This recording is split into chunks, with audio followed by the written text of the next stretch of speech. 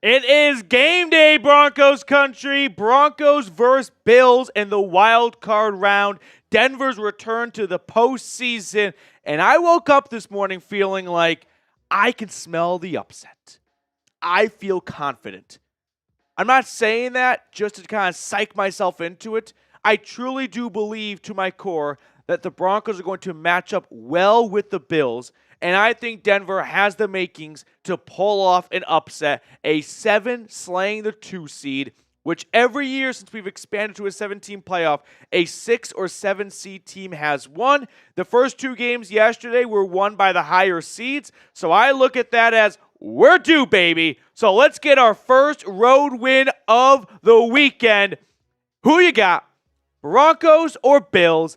Let me know in the comment section. I only want to see DENs in the chat. Let's get the vibes up here. Let's get morale going here. Spam DEN if you got the Broncos winning. Some trivia. First road playoff game since when? Obviously, their first playoff game since the Super Bowl in 2015. But when was their last road playoff game? It's been a while. You got to go back to the week following the Demaryius Thomas touchdown against the Steelers in the 2011 playoffs. So it's been 15 years since this franchise has packed up their bags and went on the road in the playoffs to play at an opposing team stadium. But I'm pumped. I'm excited. I'm feeling good. 115 people watching already. Hit that thumbs up button if you're rocking and rolling with me. I've got DENs in the chat coming from Tyman, from Ethan, from George, from Brandon. Peter's here. Whole gang's with me right now. Let's go. Slippy is watching in the shower right now. That's commitment. No doubt about it. No doubt about it. So I want to preview this game with you guys here, talk about some of the matchups to watch and things like that. But first, a quick piece of news that came out this morning regarding Denver. They have made Audric Estime, their rookie running back, inactive in favor of our old friend Tyler Bidet. Remember, he had that breakout game in Week 3 against the Buccaneers. It was the first time any Broncos running back, sure, up to that point of the season, had done anything. Awesome fourth quarter from Bidet. Then he has I don't know, call it a freak, but just a bit of a freak accident or injury against the Jets the next week. Back injury, stretchered off from the sideline, a very scary sight. And we had not seen him since then. Well, he is back. So Tyler Bidet is in, and Audric Estime is out. So that is probably the most noteworthy inactive player for the Broncos today. Other than that, they are as healthy as can be. So you've got only one player injured, which is Frank Crum. He was actually placed on the NFI list. He's battling an illness, according to the team. I don't know much more beyond that, but hopefully it's nothing too serious, but definitely a little bit of a cause for concern to see him placed on the non-football injury list, which I'm pretty sure ends his season as well. But we're talking about like the last guy on the roster, a deep tackle on this depth chart. We got our first super chat of the day, Hell Riders Gaming. Den Nation, baby. Let's go, Mr. Riders. Let's get the good vibes going here. I'm not here to give a eulogy, right? This is not a funeral for the Broncos season. This is going to be an all-time upset. I really feel like the way Denver matches up with the Bills, this pass rush, if it comes to play today, Josh Allen is going to face pressure for the first time of the season. He has been the least sacked quarterback in the NFL. He does not know what it's like to go up against this anonymous crush. Nick Bonito, Jonathan Cooper, Zach Allen are going to introduce themselves to the entire football world. No one seems to have a good idea as to who these players are. They are going to when today is done. Right now, the Bills ranking first in sacks allowed, just 14 this season. Truly remarkable, by the way. Very impressive stuff by the O-line and by Josh Allen himself avoiding those situations. But the Denver Broncos, they lead the NFL in sacks. And maybe my favorite part about it is they don't care what down it is. There are some defenses where, hey, we have to stop the run on first and second down to get ourselves to 3rd and 7, 3rd and 8 when it's an obvious passing situation. And then we can really pin our ears back and let our pass rushers go after the quarterback. First down, second down, third down, doesn't matter. Denver's going to get the quarterback. They have done it all year long from a variety of cast and crew. It's not about just taking Nick Bonito out of the game. Fine. How about Jonathan Cooper, career high in sacks this year? How about Zach Allen, career high in sacks this year? Have at it. Hell, even freaking rookie Jonah Ellis has multiple sacks on the season. This matchup right here is going to decide the game. If it's halftime and Denver has 0 sacks, we have a pretty good idea as to what's going to happen in the next 2 quarters. But if the Broncos pass rush comes to play today, good luck, Buffalo. Desire best. Uh-oh. Broke my wrist this week, but I believe go Broncos. Sorry about the broken wrist. I've never broken a bone in my body. Not to make it about myself.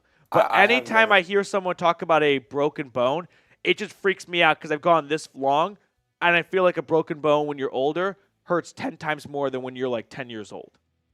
So, desire best. If I were in the same city as you or even zip code, I'd go over and sign your cast. So hopefully you're feeling better. Hopefully the win will go a long way.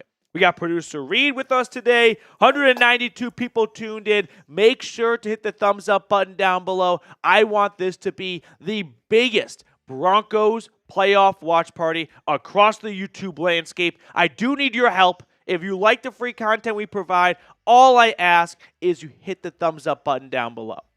Matthew with a $5 super chat. What's going on, my fellow Matthew brother? As Jenny M sends in a $10 super. Let's hit these 2 super chats, and then I want to show everyone the super chat menu and let them know what they are actually super chatting into. Matthew, if we upset the Bills, I feel strong. I cannot believe you don't think with the hype we can beat the Chiefs the following week. So this is referring to, I'm guessing, the video that I put out yesterday with like my entire playoff predictions.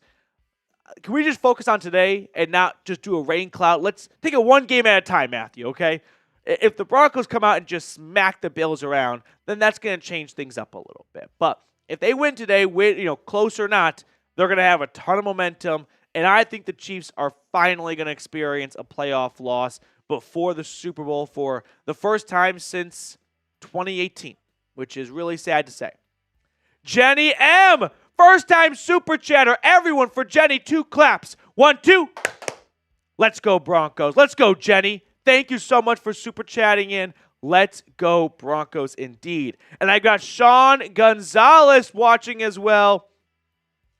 Bright Wolf, thank you for watching. Let's go, Denver from Lancaster, California. We are getting to the upset. Just got to believe. I love it.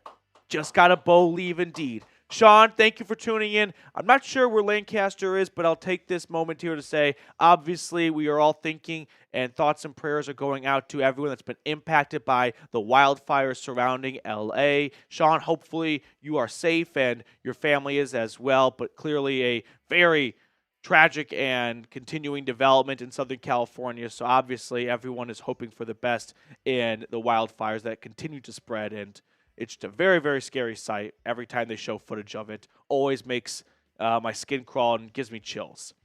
Okay, I want to look at the Super Chat menu for all the people that just Super Chatted to kind of let them know, hey, we have some fun deals going on today to let you guys in on. So we are a little under 50 minutes away from kickoff.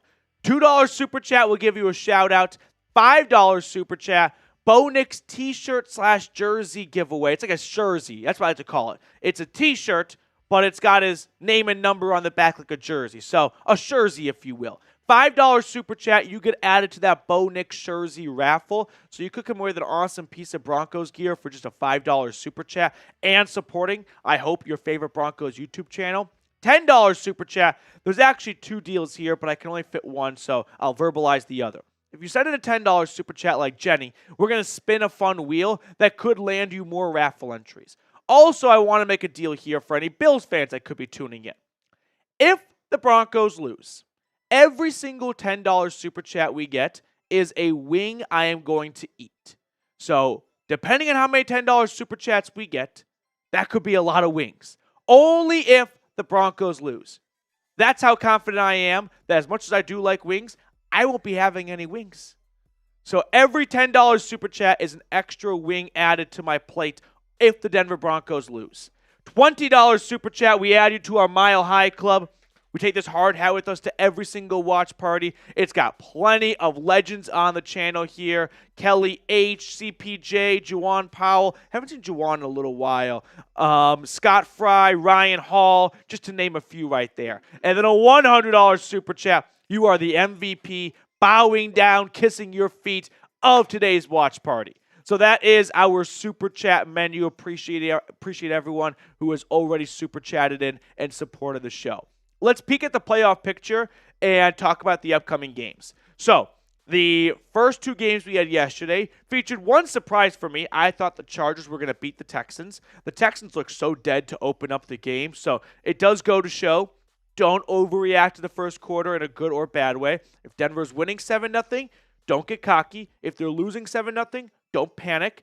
And the Ravens-Steelers game pretty much went as expected. The Ravens winning by 14, taking care of business with ease against Pittsburgh. So, if the Broncos win, as this is the last AFC playoff game, if the Broncos win, they are going to face the Kansas City Chiefs in the second round. Essentially, no matter what happened in the first round, as that would be the reseeded matchup for 1v7. If the Broncos were to lose, we would have the 4 division winners advance. So it'd be Chiefs hosting the Texans, Bills hosting the Ravens. What is your confidence level for today's game? I was asked this question when I walked into the office this morning. I put it at a 6.1. 6.1, which I feel like for being 10-point dogs on the road with a rookie quarterback versus veteran experience Josh Allen. At what point do you feel like they kind of graduate to being the veteran, like as a player? How many years do you have to play before you kind of start calling him they're a veteran out there? I think. Why don't you get like 6 years? You're kind of like, that's a veteran play right there. I think not only do you have to have the years, I think you have to have like the maturity and experience too. Good point. Yeah. Like you can't like be like, oh yeah, I've been in the league for 8 years. Who are you though? Right. You don't know who you are. If Allen was playing his third season, I wouldn't say we've got a rookie going up against a veteran here. Like you got some puppies and some younger puppies, but you got the veteran now. Allen's been in the league for a good amount of time. He's played a bunch of playoff games, so he's known how to prepare for playoff games for a while. He hasn't always done the greatest job at doing so, at least his team has not, which is no surprise to Bills fans and all their historic playoff losses. But let me know what confidence level you're at. All Out Broncos is here. All Out Broncos. Am I wrong when I say, aren't you in Buffalo? Aren't you from Buffalo? I remember that from previous Shout Out Your Cities. Tim Green is in the chat. Tim, thank you for watching. Buffalo is really tough. Yeah, they are. I mean, they have been a really good football team this year. And the thing that probably scares me the most is if you look at the Bills' losses, the Rams on the road, what were the other losses they had earlier this year? They beat the Lions. That was a very close game still. Rams on the road earlier this year. Lopez, I'm blanking on him right now. Feeling like line. Ravens and Seahawks? No. What year are you looking at? No. Bills.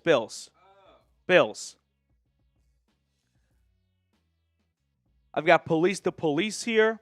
Oh, the Patriots last week. I was thinking before that, though. Because that was all their backups playing. Ravens, Texans. Texans was the one I was drawing a blank on. So the Ravens and the Rams loss are the two that jump out to me because the formula for beating the Bills in those games was offense. How many points did the Ravens score in that win? Because the Rams put up a stupid amount of points. 35-10. That was offense. And then the Rams game was like in the 40s, was it not? 44-42. So 44 and 35 points allowed in those two losses right there. If Denver wins today, I don't think it's going to be because they put up 35-plus points. It's going to be because the defense waters down Buffalo. And the Broncos' offense is good enough against an average-ish Bills defense to go out there and put up 24, 25-ish points. So as long as Denver can keep Buffalo below 27 points, 28 points, I'm going to feel good they have got a real chance of winning this game. But if we go into the fourth quarter and it's tied 28-28, even though it's tied, I don't like the Broncos' chances if this game snowballs into a fourth quarter shootout. Because we have seen Josh Allen play in a ton of those games where they score quickly and they score often. And that's not the formula for Denver winning today. So that is the one concern I have, is the blueprint that other teams put out there for how to beat the Bills. It's score a ton of points, right? Have your offense outshine their offense. If the game plan today is Bo Nix outshines Josh Allen, we're in a bad spot. The game plan has to be Denver's defense does their job, and they slow down Allen just enough to allow Nix's offense to have a shot of beating them with 24, 25-ish points. Okay, 257 people tuned in right now. We are 40-ish minutes away from kickoff. Shout out your city for me in the chat. Let me know where you are tuning in from. We're going to look at my 3 keys to victory in just a moment. But first, I do want to hear from everyone watching. It's always fun to see how far and wide a fan base stretches. So let me know in the chat where you are watching from right now. We can do that one as well, read afterwards. I've got Broncos for life watching in Albuquerque. Dave is in Boise, Idaho. Ty Man the Buckeye. Ty Man. Buckeyes going to win it all? Or is Ryan Day going to choke? Got to feel good right now for Ohio State fans, if you're an Ohio State fan. Maryland's in the house. Virginia Beach is here. Texas, Minneapolis, Melbourne, Florida. Hot and Cold Water Towers, Kansas. Jenny's in Colorado. Police is in Colorado Springs. Bright Wolf is in ATL, Texas. El Paso, Texas. Virginia. Casper, Wyoming. Joe is here. Appreciate you watching from the Cowboy State. Pensacola, Florida. Arkansas. Brian's in South Carolina. Love to see it. So let's run through some of my keys to victory for Denver that I put on our preview video, which went out at the start of this week. So if you want to go watch that, by all means, feel free to do so before kickoff. But my first key to victory is limit Buffalo's strength. And this is slight Captain Obvious talk, but what I really mean by this is you can't let Josh Allen completely take over the game. How do you do that? I would do it by trusting your corners in most man-on-man situations and letting your linebackers and your safeties kind of drop into the box a little bit and just spy on Josh Allen. If you lose this game because Josh Allen makes 10 incredible throws to the guy that Pat Surtain is covering, I can live with that, right? Like, that's losing because you played a superstar quarterback and he had a superstar game. If you lose this game because Josh Allen on 3rd and 12 ran 15 yards for the first down because no one was watching him, I'm going to be pissed. Like, that is a decision that you made that I don't think benefits this team. So I want to see the Broncos limit the Bills' strengths, and that is Josh Allen. And you do that by trusting your guys in one-on-one, not for the entirety game, but for much of the game. And that allows you to have a safety, drop into the box, stack the box a little bit, kind of get them in 3rd and long, and really let your pass rush tee off on Josh Allen. That's my first key to victory. Second key to victory, set up your pass rush, like I was just finishing off with there. Stop the run on early downs, and then get the Bills to obvious passing situations, which that's not a problem for Buffalo to throw the football. Josh Allen's been the best or the second best quarterback this season, but he has not faced the Broncos pass rush this year. And if you think about the teams he has played, 6 of them were Jets, Patriots, Dolphins. Patriots, dead last in sacks. Jets, very underwhelming defensive performance this year. Dolphins, underwhelming defensive performance this year. You go through the Bills' schedule a little bit, and Josh Allen has not faced a bunch of ferocious pass rushers. He's going to experience that today. And so I would like to see Denver setting up their pass rush by getting the Bills into 3rd and long, and you do that by stopping the run on 1st and 2nd down. And now you get Nick Bonito, Jonathan Cooper, Zach Allen, all on the field for obvious passing situation, and the number 1 pass rush in football with 63 sacks this year, a franchise best, is in a great spot to let the game come to them. Go through Denver's teeth of the defense. Before we look at our third and final key to victory, we've got a $25 super chat coming in from Slap Yourself. Let's effing go. I'm pissed because I'm in the military status and I'm going to miss the game depending on y'all to keep me in the loop. Slap Yourself.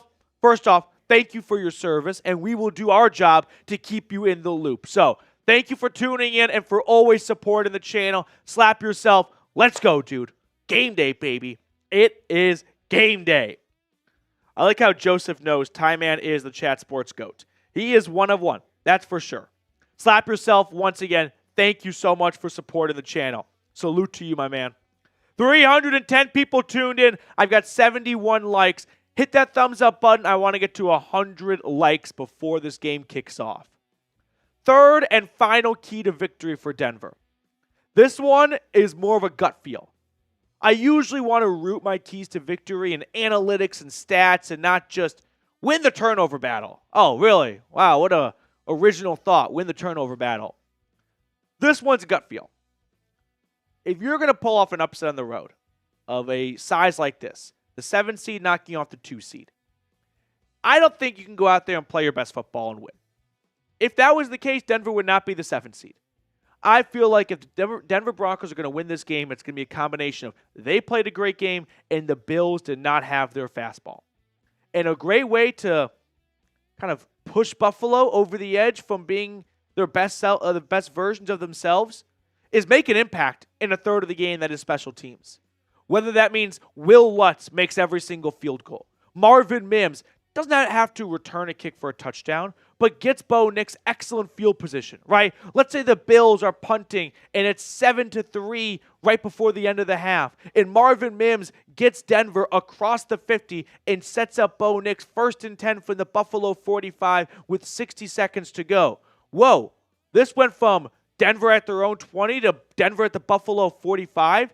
And now instead of maybe getting a field goal out of it, they get a touchdown and they go into the half up 10-7.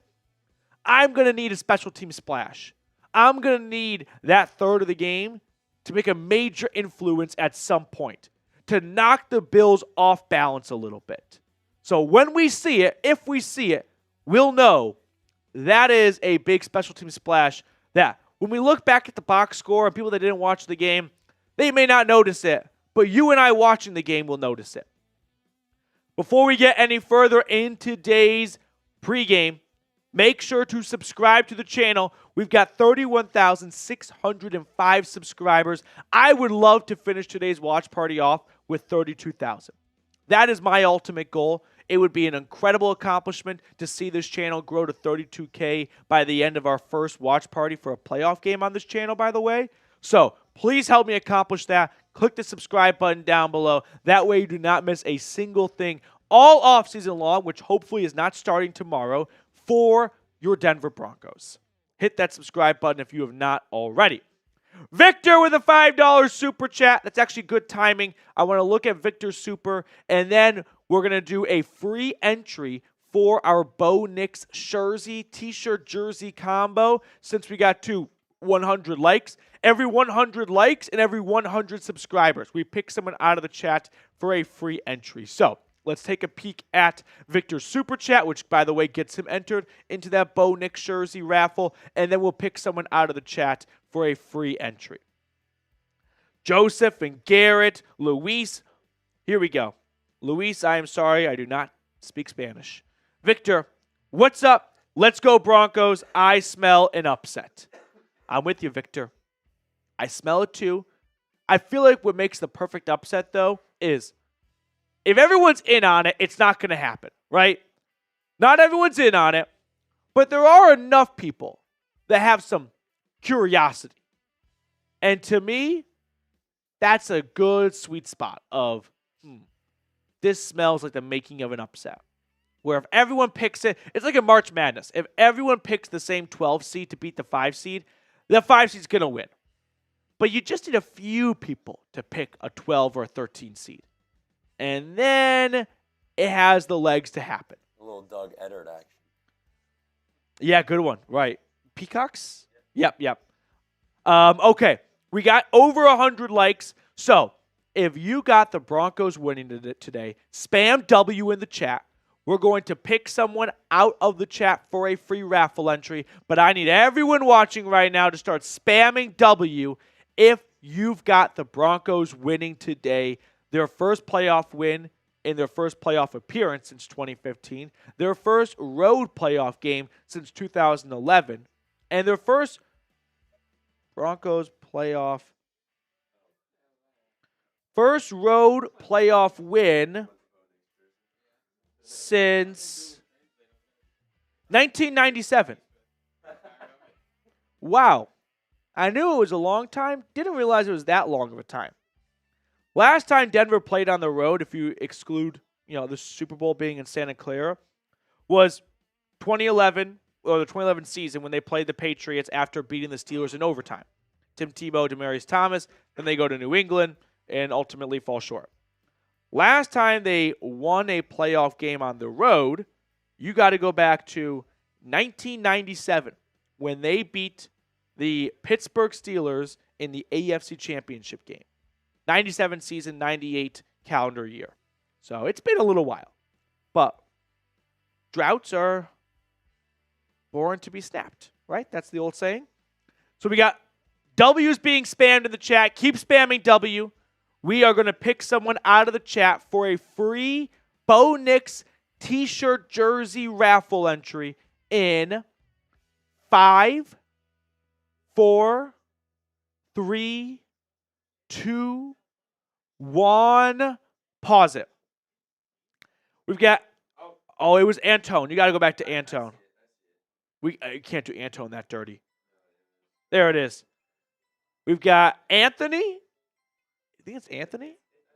Anthony? Okay. Anthony, you're in, dude. Congratulations. Best of luck to your duck in our Bo Nix jersey raffle. Can we look at some of the stats for these two teams here, Reed, when comparing Denver's offense and Buffalo's defense and vice versa? So, the way these two teams match up, there is some oil meets water things where one side's going to have to bend and break. I mean, when looking at this, one thing that jumps out to me is take the turnovers, okay? The Broncos offense this year is 11th in turning the ball over. That's a good thing, right? Just outside the top 10. Bills defense, 3rd in takeaways. That's something that's going to have to change, right? One side's going to get their way, most likely.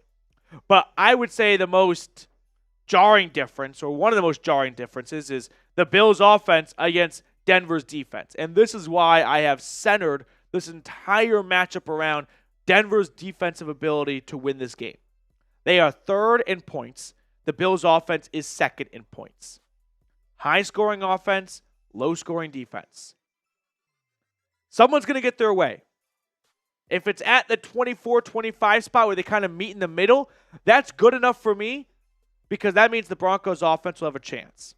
If the Bills get into the 30s, it's over.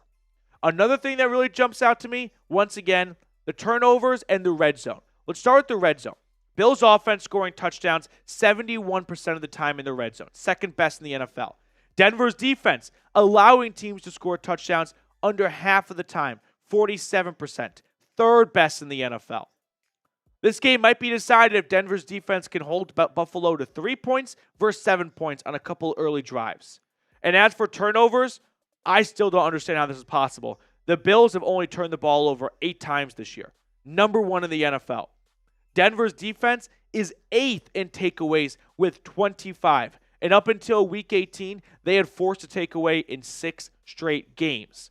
So this game, in my opinion, is going to be one between this matchup right here.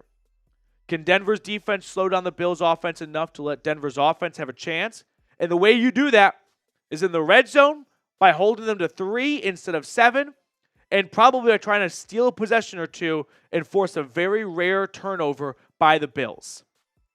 Excellent candidate to get all that done is Pat Surtain.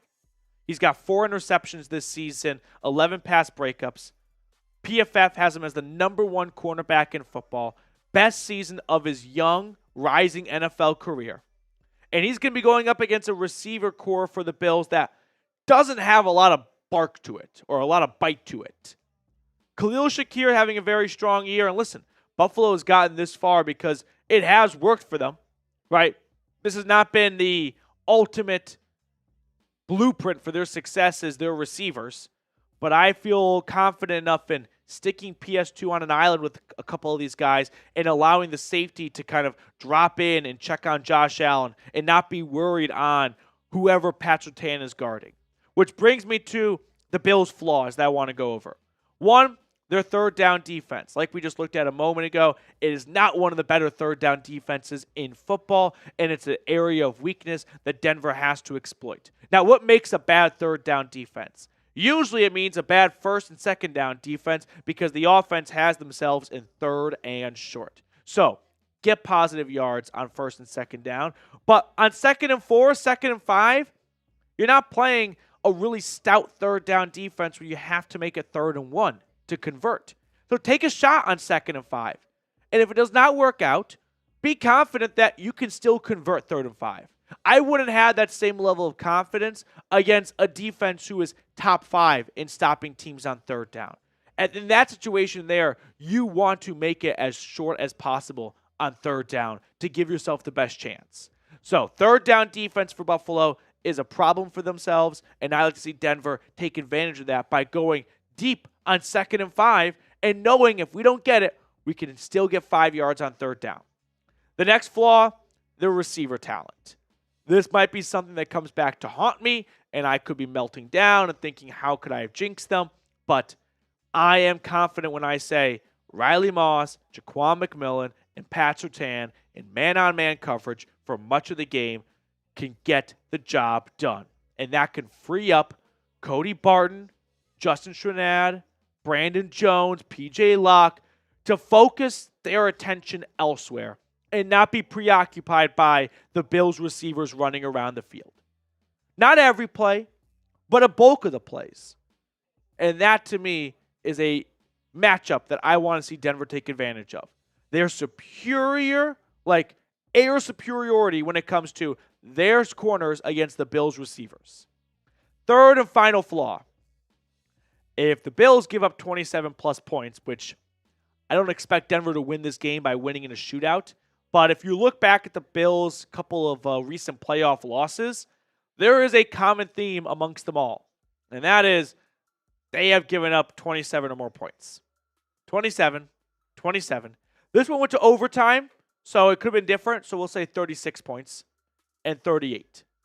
Now, the bigger common theme here is Chiefs. So having Patrick Mahomes and Travis Kelce and a little bit of Tyreek Hill can help you get that done. But if you can get yourself to 27, not 30, but just give your defense a chance to, or the defense gives the offense a chance to put up 27 points and have that be enough to win, history says you're in a good spot. So give me your score prediction down below. Broncos versus Bills. Let me know in the comment section who you got and by how much. I'm going to take Denver winning 26-23. 26-23. Broncos win. Maybe a defensive score or a special teams, like, maybe it doesn't even have to be a defensive score, but like a pick or a fumble that's taken all the way back to the Buffalo 10. And it's basically a defensive touchdown. The offense just has to get 10 yards. Or a special teams return from Marvin Mims that gives Denver's offense a short field, right? I don't think you need to bank on if Pat Surtain is not going to pick 6 this game, we're screwed. No, but can Pat Surtain kind of give the Broncos offense a short field? That would be ideal. So I'll go 26-23. I'm going to go a little bit lower. 17-14. 17-14? Broncos. Okay. That is low. I don't know if I'm on the same page that they can hold Josh Allen to 14 points, but obviously that'd be ideal. I think it's just going to be, it's going to have to be a defensive masterclass. Yep. And I think if you let up too many points, you might get down in the hole quick. Right. I understand that. We got a Texans fan in the chat right now who wants the Broncos to win because if the Broncos win, the Texans do not have to travel to Arrowhead. They would then travel to Baltimore, which, I guess you'd rather play the Ravens and the Chiefs in the playoffs, but this year, and this will probably age poorly, I like the Ravens more than the Chiefs. But I liked them last year more than the Chiefs, and that did not age well in the AFC Championship game. Let's see. Ninja Cow's going Bills 34-23. Jonathan has the Bills winning 50-21. Matthew has the Broncos winning 28-24. Trippy has Denver winning 30-27. Flat Earth 34-31 Broncos. Garrett 29-26 or 30-27. I like how Garrett's kind of spreading his chips around a little bit. Just rack up all the different score combinations. Texans fan for life, Bills winning 21-20. Broncos for life, Broncos 21-17. Okay. Can we peek really quickly at the live sub count, Mr. Reed? We're also at 135 likes, trying to get to 200 likes now before kickoff. So make sure you go ahead and click that thumbs up button down below if you have not already. As we are 20 minutes away from kickoff. Let's go. 31,612 subscribers strong. Let's get to 32K before the end of the watch party. I need your help. Click the subscribe button. It's completely free, and we're going to return this investment, which costs you nothing, with daily content for the entirety of the year. During the offseason, for free agency, for the draft. If they win, of course, with more playoff watch parties and all that good stuff. So go ahead, make the best decision of your life. Click that subscribe button down below. You know, if you're ever like, man, I could really go for a Broncos YouTube video right now. True. Here we are. So let's take a look at the NFC playoff picture because we have not had a single NFC game kick off. 2 AFC games yesterday, and the AFC is going to be done at the end of this kickoff, at the end of this game right here. So the NFC playoff picture, we've got the Packers and the Eagles this afternoon. The Commanders going to Tampa on Sunday night. And then the Vikings and the Rams on Monday night from Glendale. That game is going to be played at the Cardinal Stadium. The Rams opted, or the NFL opted to move that game from SoFi in LA with all the wildfires surrounding it to Arizona. So no home field advantage for the Rams, but for being honest, they never really had much of a home crowd anyway. However, it's definitely more desirable to play in your own stadium and the comfort level of your locker room, your commute, and not playing on the road. Because even though it is technically a home game, it's really not that much of a home game for LA. There might be more Rams fans there, though, if it's in Arizona. Why do you think that? Because they don't have any fans. Maybe Arizona, they have more fans. Who knows? There's more Rams fans in Arizona than LA? Okay. Either way, you lost me a little bit there. It was just a yeah. Rams have no fans joke. Okay. It didn't hit. For these 3 matchups, I like chalk here, which we've been chalk up to this point. And by chalk, I just mean higher seed. I like the Eagles. I like the Bucks, although that one can be flipped over to the Commanders. And I like the Rams over the Vikings as well. It would be fun if all 4 of those teams won on the left in the division side, and we get another Matthew Stafford return to Detroit and playing his former team, and Jared Goff also playing his former team. So that's the NFC side of things here. We got a $2 super chat coming in from Lucas with an ice cream cone. Go to ice cream flavor.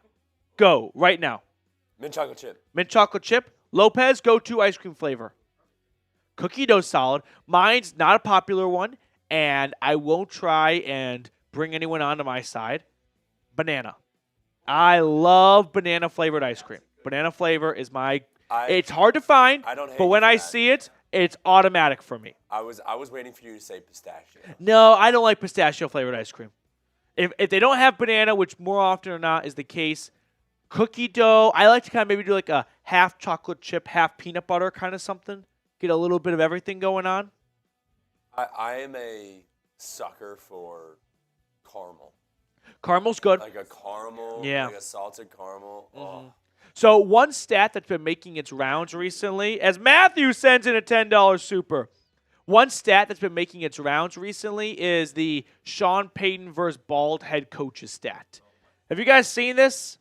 It's funny because this is the kind of stuff I semi-live for, and it came out just after I filmed my last video of the day on like Thursday. So since 2017, Sean Payton is 30-12 against bald head coaches. So, one, very impressive by whoever this person was to do the research on this. Two, there is some debate about what constitutes baldness. I know. Sean McDermott's bald. Is Mike Tomlin bald? He's a big hat guy. I think he's been balding. I don't think he was bald like 6 years ago. So that part's open for interpretation a little bit. By the way, just quick NFL side tangent. I think Mike Tomlin's really coached his last game in Pittsburgh. And I think it's best for both sides. I think he's going to get traded. I think he's going to get traded to the Jags. Okay, so what? But was he bald when Sean Payton beat him? Look up when the Saints play the Steelers, because he has not played the Steelers, or he has not beaten Mike Tomlin with the Broncos yet. So go on a journey and find out when the Saints beat the Steelers in like 2020-ish, and then find Mike Tomlin pictures from that season and let me know if he's bald. Matthew, love the channel. You do your homework well. I respect you're not always a homer. You're a realist. Keep the channel alive. Love your live streams. Very exciting. Keep doing what you do. Go Broncos. I believe. Matthew, thank you very much. I would say this made my day, but hopefully a Broncos win is going to make my day. So, Matthew, thank you very much for your kind words and your support. I love what I do for people just like you. So really appreciate you going above and beyond to support the channel. Shout out to you, Matthew. Even if you do spell your name with one T, which as a Matthew with two T's, I'm always been a big 2T guy. But we can shake hands over our love for, the channel. Ya boy with a $2 super. By the way, Matthew's $10 super chat, that's one more wing added to my plate. Every single $10 super chat I get is another wing I'm going to eat if the Broncos lose. Right now I'm at 2 wings. I like wings, but that could get out of control. So ball's in your court for that one. Let's go, boys. Let's get this dub. Denver Bronco for life. Love it, ya boy. Love it. Let's go. Bruh with a $2 super chat. Here we go. 158 likes. Can we get to 200 in the next 14 and a half minutes? Kistner thinks Tomlin stays in Pittsburgh. Like, probably.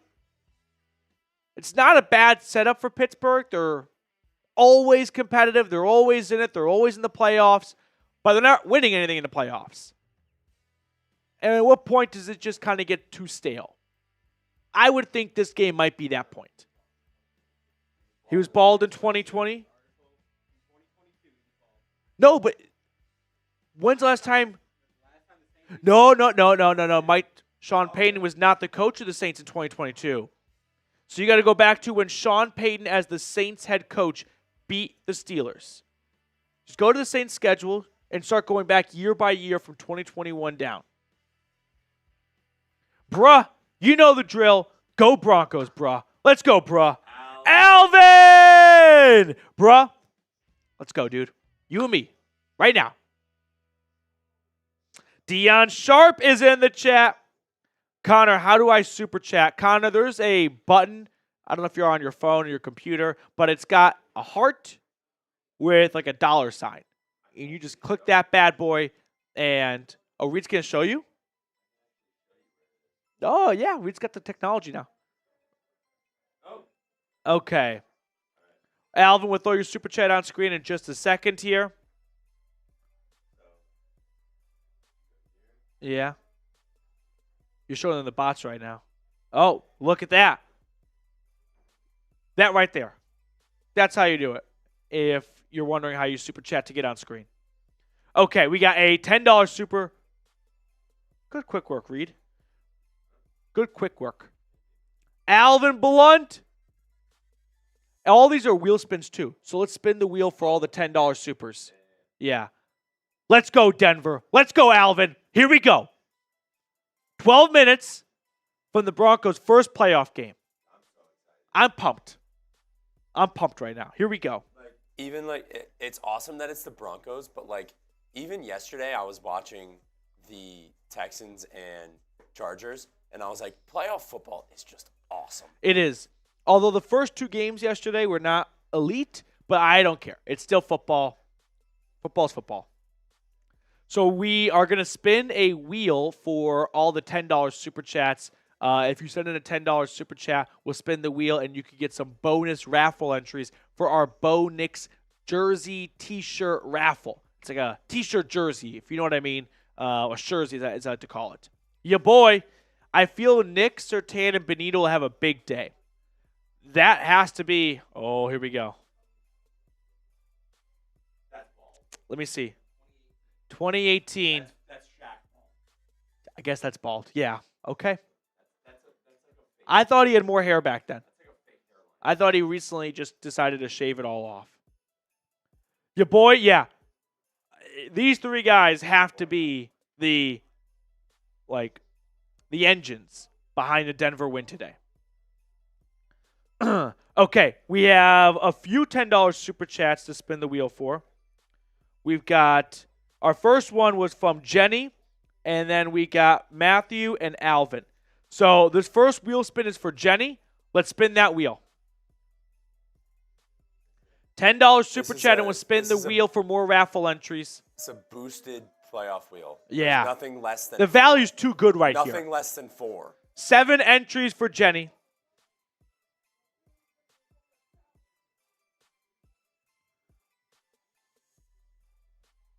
Next one is for Matthew. This is for Matthew. Matthew with 1 T. And 7 as well. Look at the Bills Stadium under construction, the new one. I didn't realize how much progress. That's going to be open, I think, in 2026, the new Bills Stadium. They have 1 more year after this season at the current one. And this one's for Alvin and Connor. Connor, I'm glad you were able to figure it out. Okay, for Alvin. And then we'll spin for Connor right afterwards. 6 for Alvin. 356 people hanging out with us. We're at 179 likes, 21 likes away from 200. Connor, you're up. And Connor, 12 for Mr. Martin. Elia Munson's in the chat. One of the longest viewers of the channel. One of the oldest in terms of going back to day 1. One of the early watch parties. Elia Munson and Mr. Alaska. Okay. Let's peek at the last 2 supers, and then it's who you got time. It's last call for who do you think is going to win this game. I feel like this game can go one of 2 ways. Denver pulls off the upset, or the Bills win by 30. I just can't picture a close Bills win. It's too much of an oil meets water.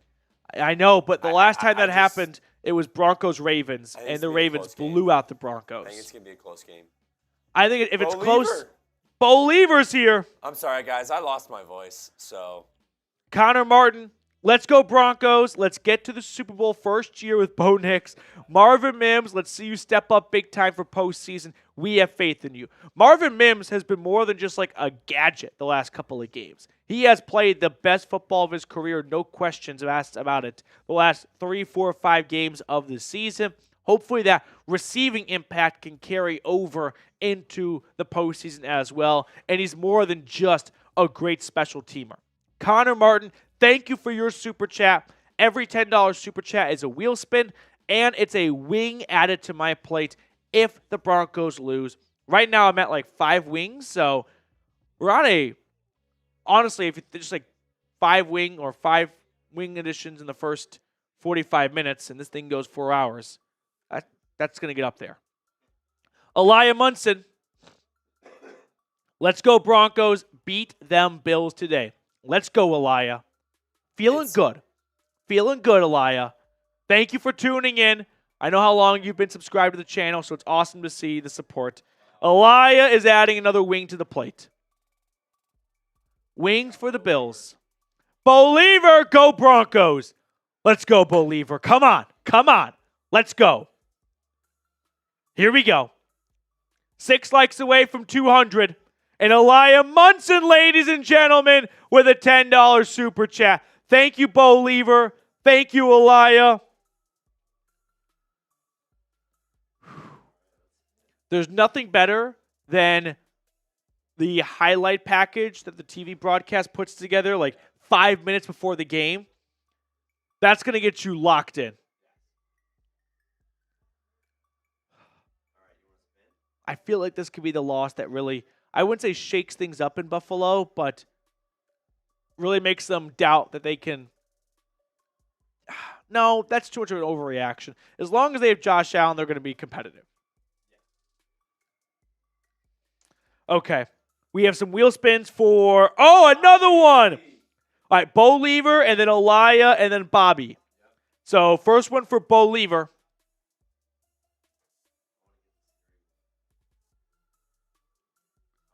Four for Bo Lever. Broncos Bills, baby. 5 minutes from kickoff. Here we go. This is for Elia Munson. And Elia's going to get 12 entries. And then Bobby Leglocks is the next one. Denver wins this game. They go to Arrowhead next week. All right. Bobby Leglocks. Bobby gets 15 entries. That's the big one right there, Bobby.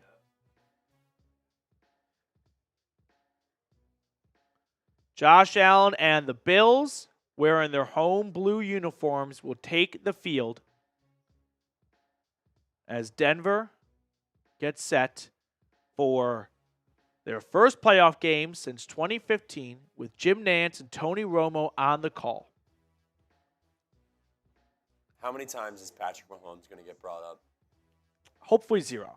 Mahomes should have 0 airtime today until the end of the game when they're talking about Denver going to Kansas City next weekend in the divisional round.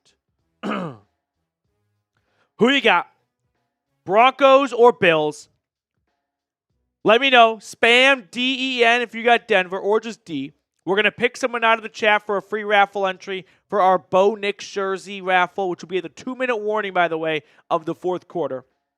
Spam DEN in the chat. We're going to pick someone out of the chat, so it's a great opportunity to get a free raffle entry potentially.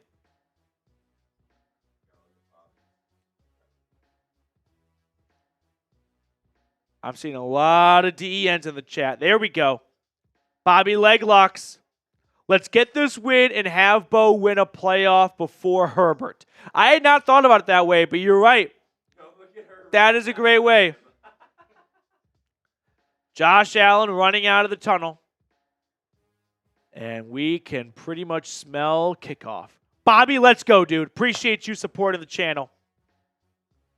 Okay. Let's pick someone out of the chat for a free raffle entry. We're at 212 likes. Let's get ourselves up to 300. Spam DEN. Pause the chat in 5, 4, 3, 2, 1. Pause it. Matthew. Let's do another one then. We'll do a second free entry since Matthew is already in it. Keep spamming DEN. Spam DEN or D. Pause the chat in 5, 4, 3, 2, 1. Pause it. Dubo. By the way, weather-wise, it's not bad. 32 degrees. Not really windy. That's really where it gets you. No snow. It's pretty pristine conditions for the middle of January. I was going to say, I brought my beanie for the weather. I think once the players start getting moving and whatnot, they're not going to be all that cold. So 32 degrees, very optimal conditions for Buffalo in January.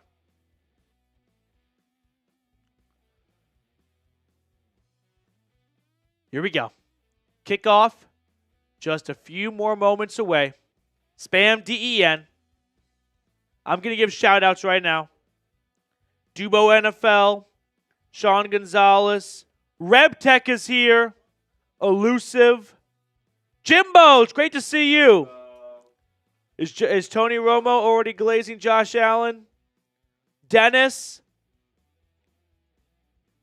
Gator Boy, Ryan, watching from Manila, Philippines.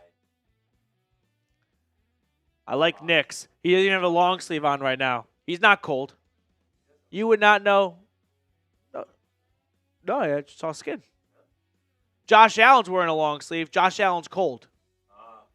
Can't handle the weather. Bo Nix from Alabama does not care. Pass Rattan's looking good. He's locked in right now. Here we go. Feeling good. Feeling good. Healthy team, too. That part, Josh? I feel like kind of gets forgotten. Josh Of the Allen. 22 starters from week 1, they got 21 in terms of like their best starting lineup. Moved down from some guys by choice, like Baron Browning traded to the Cardinals, but only Alex Singleton is missing. We got Bulwark tuning in all the way from Australia. Oh, fuck yeah. Awesome flyover. Let's go. Let's go. Here we go. Excellent rendition of the national anthem. Bulwark. Bulwark, it's funny. Speaking of the U.S. national anthem, last night I went and saw Shane Gillis. It was very funny, very, very good. And the opener was a guy from Australia, and he opened up his set making fun of the Australian national anthem. He wanted to change it to, I think, an AC/DC song. And he was like, imagine an Australian athlete winning a gold medal, and all of a sudden, Thunderstruck comes on. And I was like, that would be a lot more exciting. Bulwark, let's go Broncos. Get this win to continue this brilliant season. Let's go Bulwark. Oh, we'll spin for Slap Yourself as well. You're right. Elia Munson with a $20 super chat. Thank you so much, Elia. You're already on the Mile High Club, Elia. I'll find your name. You're like the first one. I think Elia is probably the first one ever added to the Mile High Club. Look how much it has faded. We've had this hat for like 3 years. So Elia is a day one guy. Elia and Mr. Alaska. And John E. as well. Elia, thank you again for supporting the channel. Let's spin the wheel for all the $10+ super chats, starting with Slap Yourself, while we're watching a Hims commercial. This is very uncomfortable. Bright Wolf, what am I eating for the game? I didn't have anything to eat before the game. We went live at 11 a.m. Central Time, and there's not enough time really to have a lunch at halftime. So I'll just hunger strike and then have a big dinner. Here we go. Spin that wheel for Slap Yourself. This is for Slap Yourself.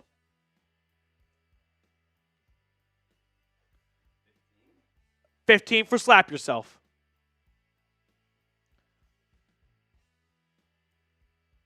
Claude is tuning in from St. George, Utah. Thank you for watching, Claude. Jimbo, I got pizza commercial. Oh, that's a lot better than my commercial. And then Bulwark, this is for our Australian friend. 5 for the Aussie. And then Elia Munson. Trucker Dave, no super chat, but I did pay for the guy behind me at Taco Bell because of his Broncos jersey. That's awesome, Trucker Dave. We don't need a super chat. Checking in from Greece. That's better than a super chat. That's good karma, too. Yeah, great point. All right, Elijah Munson, let's spin the wheel for Elijah as we get ready for kickoff.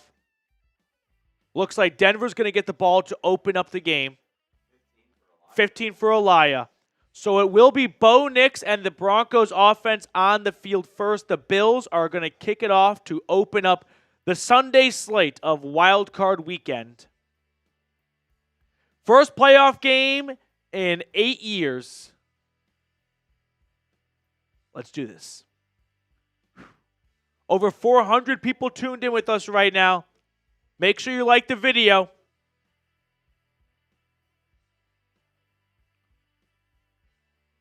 I don't hate getting the ball first here, Florian, just because I don't mind watching Josh Allen stand on the sideline and not make an impact on the game in the first 2 or 3 minutes. Here we go. Bo Nix. First postseason start in his rookie season, in his rookie year. Nix in the offense. White tops, orange bottoms. 29 passing touchdowns in his rookie campaign. Only trailing, I believe, Baker Mayfield. 1st and 10 for the Denver offense. And a handoff for the Broncos to Javonte Williams is good for 5 yards. Delete it. 2nd and 5.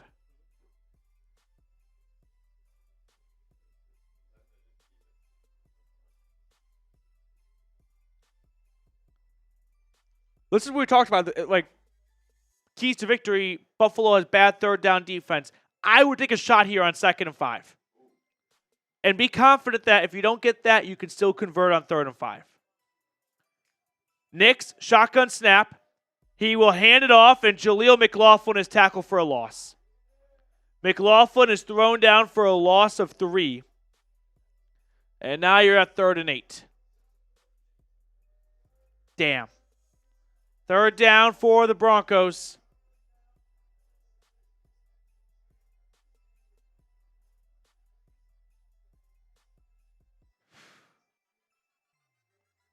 Nix on 3rd and 8.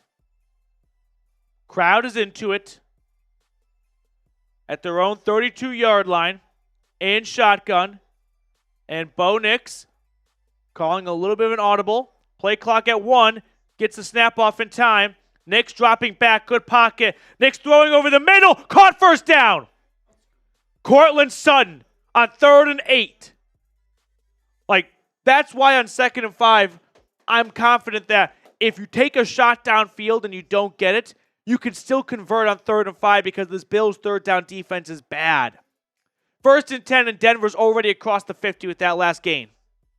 Snap to Nix. Handoff. Williams. Good running room. Javonte gets 6 yards. Nice opening drive here, right? Get across the 50-yard line. Keep Josh Allen on the sideline. That's their biggest weapon. Win time of possession. Get some nice, long, sustained drives. 2nd and 4. Nix in the gun at the Buffalo 44. Takes the snap. Looking. Throwing deep. Has a man. Yes! Caught! Troy Franklin! There it is! The shot on 2nd and 4! Let's go! Troy Franklin hauls it in. 43-yard bomb. Denver on top early. That's what she said. Let's go. Yes. It's exactly what we all talked about.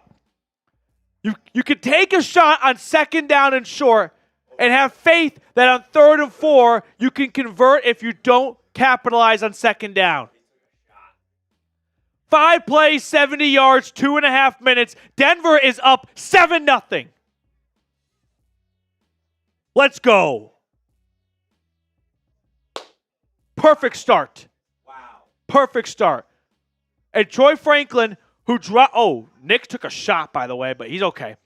Troy Franklin, he dropped that pass at the beginning of the season. Yep. Rookie does not drop it this time.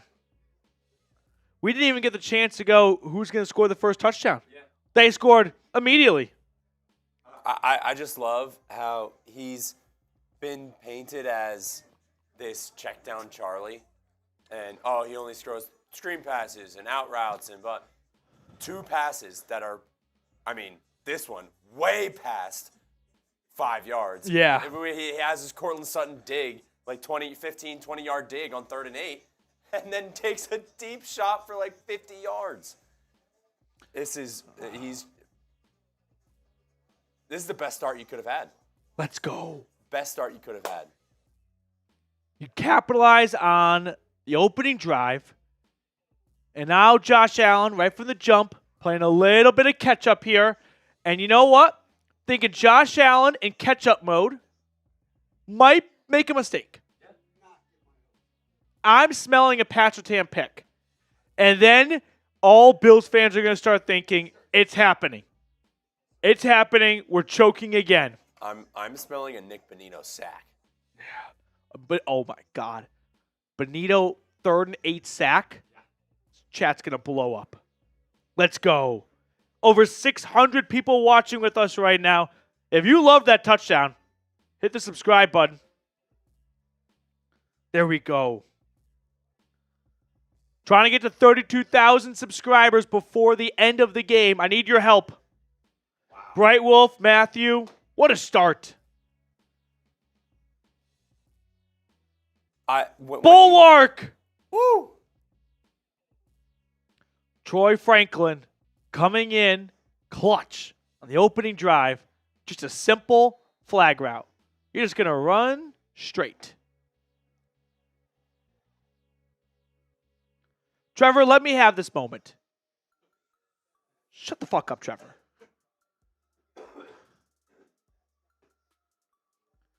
Buffalo's going to get their offense on the field as Will Lutz gets set to kick it off to restart the game. Bulwark with a $20 super chat. That's it, Troy. Let's go, Troy Franklin.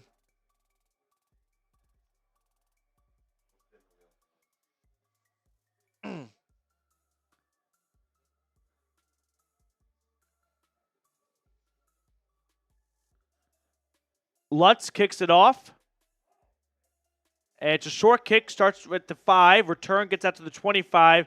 Tackled at the 33. So, solid field position for Josh Allen and company. Here come the Bills. And I want to see what Vance Joseph has in plan, has in store for stopping Allen. Do we get a lot of man looks, a lot of zone looks? It's been a diverse defense all year. 1st and 10 for Allen and company. Josh in shotgun. Allen takes the snap, looks around, pump fakes, throws over the middle, and it's caught. Gain of 15 yards. Khalil Shakir somehow comes up with the football with multiple defenders surrounding him. Good throw by Allen. Good catch. 1st and 10. This Bills offensive line has been healthy and fantastic all year long. Just shy of the 50-yard line, Allen under center on 1st and 10. Takes the snap, hands it off. James Cook running to the right. He's got the angle. He's got the first down. Cook gets about 15 yards, and Buffalo is marching down the field. Riley Moss might be a liability. Ever since he's returned from that knee injury, damn.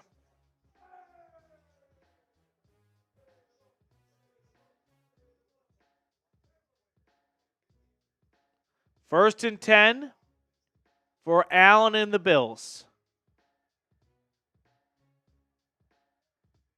At the Denver 36, Allen under center. Hands it off, and Cook running well, getting about 6-7 yards. Inside the 30-yard line. 2nd and 3 coming up. Well, Denver's defense right now just needs to catch their breath, right? They need a incomplete pass, things to slow down a little bit because the Bills have their foot on the gas. And I'm seeing a lot of huffing and puffing right now from the Broncos defense.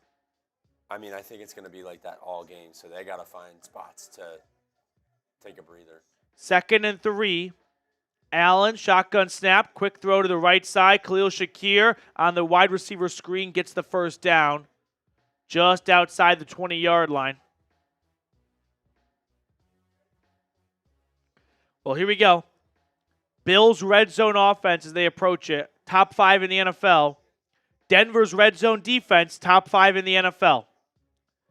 Can the Broncos defense bend but not break and limit the Bills to 3 points? 1st and 10 for Allen. Shotgun snap. 4-man rush. Pass is completed to the tight end. And Dalton Kincaid gets half of the yardage on 1st and 10. Inside the red zone.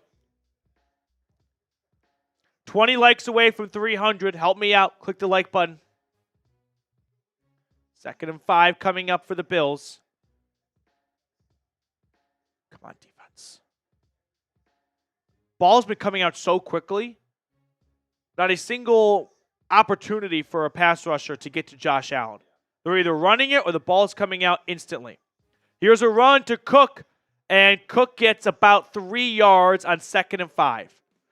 So finally, our first 3rd down of the drive for Buffalo. 3rd and 2. Bills make a change. Kind of gives Denver an opportunity to reset themselves a little bit. 3rd and 2 for Buffalo.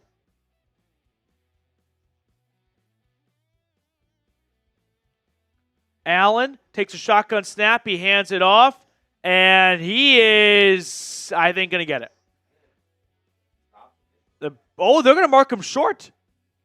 Okay. The back for Buffalo was spotted short, and it's 4th and inches, and the offense is on the field. Well, here's the red zone defense versus the red zone offense. It's going to be a quarterback sneak here for Allen. Under center, QB sneak, he has it. 4th and 1, and Allen gets about 2 yards.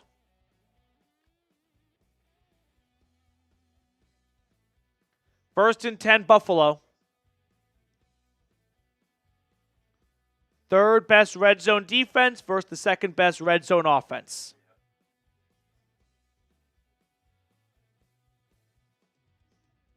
First and 10, just outside the 10-yard line. Allen in the gun takes the snap. It's another handoff, and this run is good for 2 yards. Okay. Now I feel like they're starting to settle in a little bit more.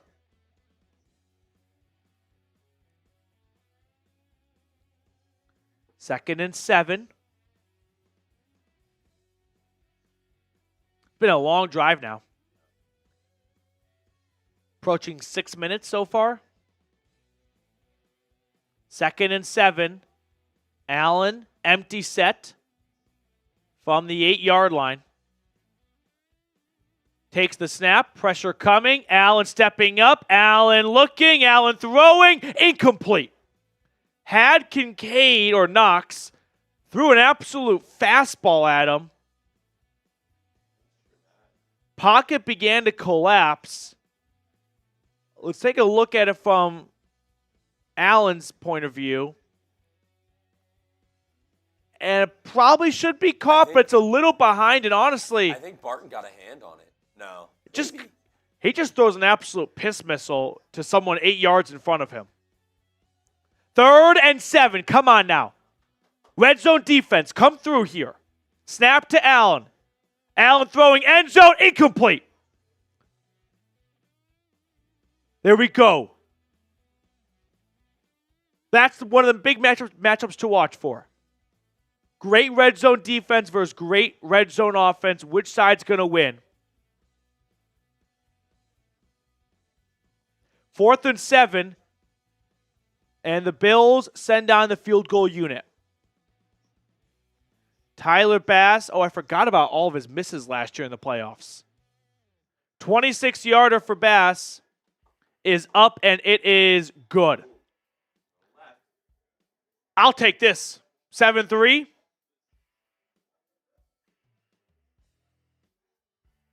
I'll chalk that up as a win. That's the red zone defense we talked about in our pregame show coming through. There we go. I think we'd even be okay with it if it was flipped. Like if it was 7-3. Well, yeah. I'd be like, all right. But 7-3 Broncos. I'm very encouraged by the way Denver's defense kind of got shell-shocked a little bit right from the start, going, okay, they're throwing haymakers at us. But they settled in, and they made a stop in the red zone when they had to. And that's going to be the thing that keeps this offense alive. Because if this game turns from 7-7 to 14-14, 21-21, it's not sustainable for 60 minutes for the Denver offense to keep pace with Josh Allen. But it is sustainable if this game is 21-17 going into the fourth quarter and not 28-28. You got to get to that point by forcing a couple stops in the red zone.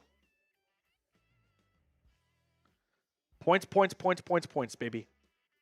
Hit the sub button down below. We're at 300 likes, so let's do another free raffle entry. And, we got some wheel spins coming up. If you send in a $10 super chat or more, we spin a wheel with bonus raffle entries. The raffle item for today is a Bo Nix t-shirt jersey, a jersey. And we're going to do that raffle with a 2-minute warning in the fourth quarter. $5 super chat to enter. But $10 super chat or more, we spin the wheel. So this one for Bulwark for Troy Franklin's touchdown. And then we'll peek at the super chat menu for anyone that's just tuning in. Bulwark, 4 extra entries. Anonymous Crush. It's a great nickname by John Gruden. And it's so fitting that John Gruden came up with it because he is just one of the best football, personalities, I'll say, out there. He's always fun to listen to. So for anyone that's just tuning in and enjoys the free content we provide here, super chats do go a long way to help support the channel.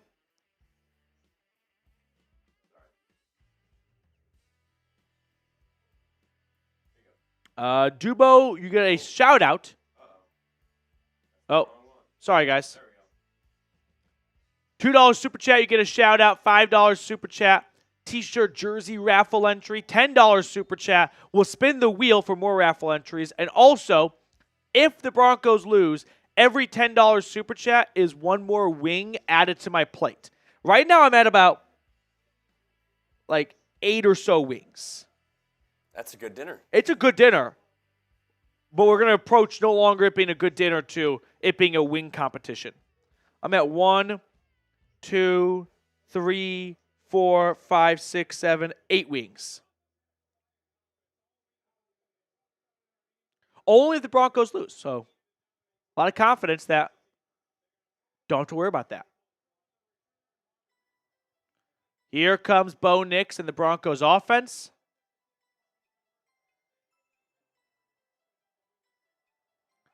Nix and company starting at their own 30-yard line.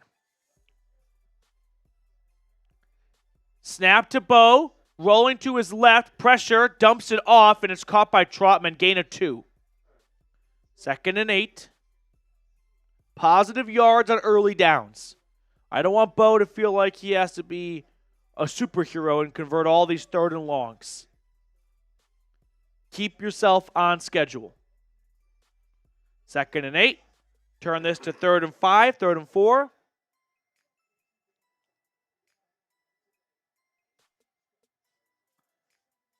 Nix in the gun on 2nd and 8. Takes the snap. It's a run, and Williams gets about 2 yards. 3rd and 6. I agree with you. They should be taking a shot on 2nd and 8. So I don't know about 2nd and 8, because if you don't get that, which is always a low probability, 3rd and 8's not going to be a walk in the park, even against a bad 3rd down defense. 2nd and 5 is the time to do it. Is it the Bills player who's injured? Javonte Williams and the defender for Buffalo knocked helmets, and the Bills player Well, he's in some serious, pain. It's always bad when the head coach walks out very quickly. That's always a red flag as we transition to a Papa John's commercial. So we have 856 people tuned in at the moment. We're at 312 likes, so let's do a free raffle entry. Free raffle entry for reaching 300 likes. Let's go with Spam. Yeah, I was thinking the same thing. Spam 10 for a nice opening drive by Bo Nix. Spam 10. We're going to pick someone out of the chat. Spam 10.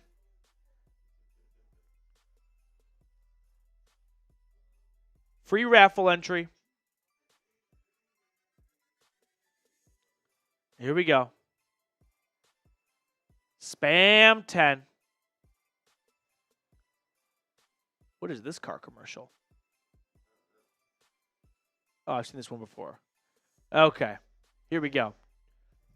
Pause the chat in 5, 4, 3, 2, 1. Pause it. William, you're in, buddy.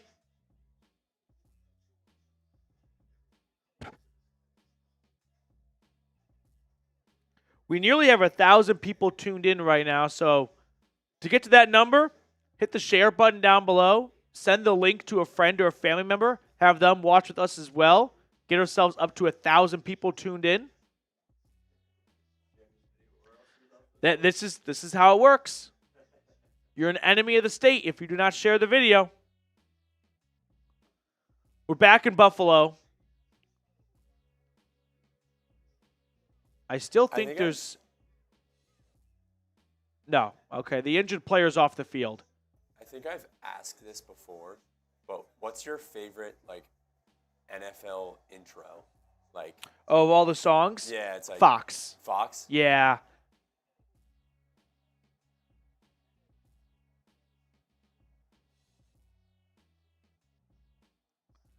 Third and 6 coming up.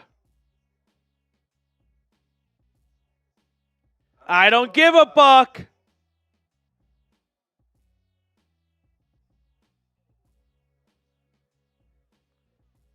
Nix in shotgun on 3rd down and 6. Bo takes the snap. Good pocket. Rolling to his right. He's going to run with it. He's not going to get anywhere. No gain. Good job by the Bills defense. They kept up with Nix. I don't know what Bo was kind of thinking. It kind of looked like he thought he had an angle. He never had the angle on the linebacker. I'm guessing just no one's open. No, that's not there. Yeah. 4th and 6 and 4th and 5, and the Bills force a 3-and-out by the Denver offense. So the first punt of the game for either side. Return starts at the 11 and out of bounds just short of the 20. Let's go, Pete. At work, so I'm listening to you. Thank you for not doing your job and hanging out with me. That's a much better way of spending your time. Where do you work? I don't give a buck. If you worked in retail, I'd love to send someone in and just start pestering you with questions during the game. Like, listen, dude, I don't know if you're aware of this, but there's a YouTube channel live right now, so I'm going to need you to shut up. Come on, defense now.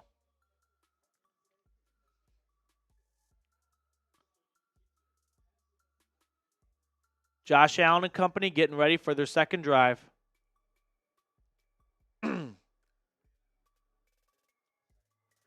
Don't love the 3-and-out, obviously. No one ever does, but don't love the defense just getting a few minutes on the bench to gather themselves and strategize and whatnot. Would have preferred a little bit of a longer drive, even if it does not result in points. 1st and 10, Allen climbing the pocket, throwing short to the tight end, gain of 6.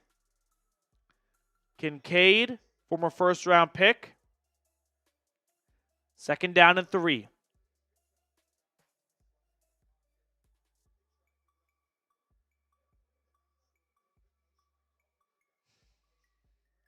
$30 subs away. Help us reach 31,700. 2nd and 3 for Allen, who's 4 of 6 for 33 yards so far. Under center, Allen pitching to the right, and it's a big run. 1st down and plenty extra yardage out to the 35-yard line. Now that's what Texas wanted to do. Did not work out for the Longhorns on 2nd and goal.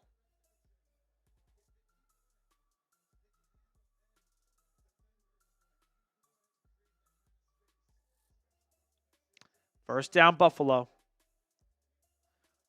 As long as it is a bend, don't break kind of day for Denver's defense, I can accept that under the circumstances of playing Josh Allen. Handoff, Cook. And Cook moving his legs. Cook, 1st down. You got to be kidding me. Should have been a gain of 5, 6, 7. How about a gain of 20? 13 extra yards added on because no one wants to tackle. That's embarrassing. Brandon Jones can't make the tackle. And great job by Cook. Keeps his legs moving and gets some reinforcements. Offensive line comes and helps pushes him around a little bit. Well, I'll tell you what. The defense right now is fired up, and they are embarrassed, and they're going to try and make it up in this next play. Another run for Cook. Flag thrown, and this one's going to go for about 3 yards.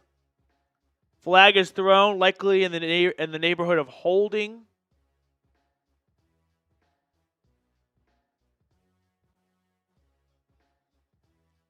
No flag, no foul.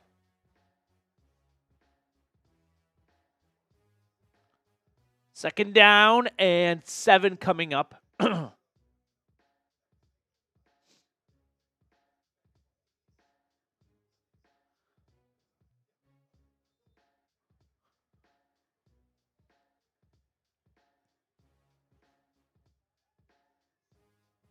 Just across the 50-yard line.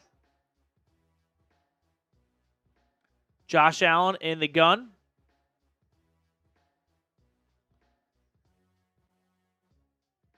Oh, false start. False start on James Cook. There we go. First penalty of the day for either side. So make it 2nd and 12. This is a good opportunity for Denver's defense to try and get off the field. Get him to 3rd and 8, and then tee up that pass rush.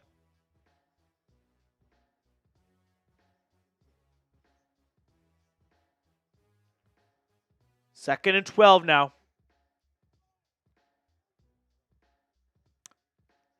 Josh Allen in shotgun.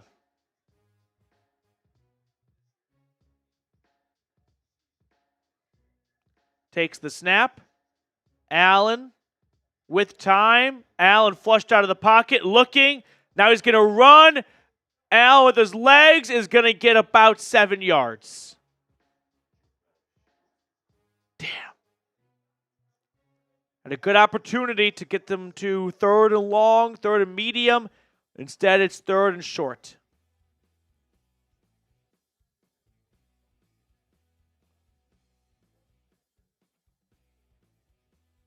Malcolm Roach can't make the open field tackle. And now it is 3rd and 3. This is going to be a design run for Allen, I feel like. Allen takes the snap. And it is indeed, and he gets the 1st down. 1st down, Buffalo. They are just outside the Broncos 30. This game is going to come down to the red zone because the Bills are going to move the ball. How many times can Denver stop them in the red zone? If the Bills have 4 red zone trips and they go 3 for 4, you're in trouble.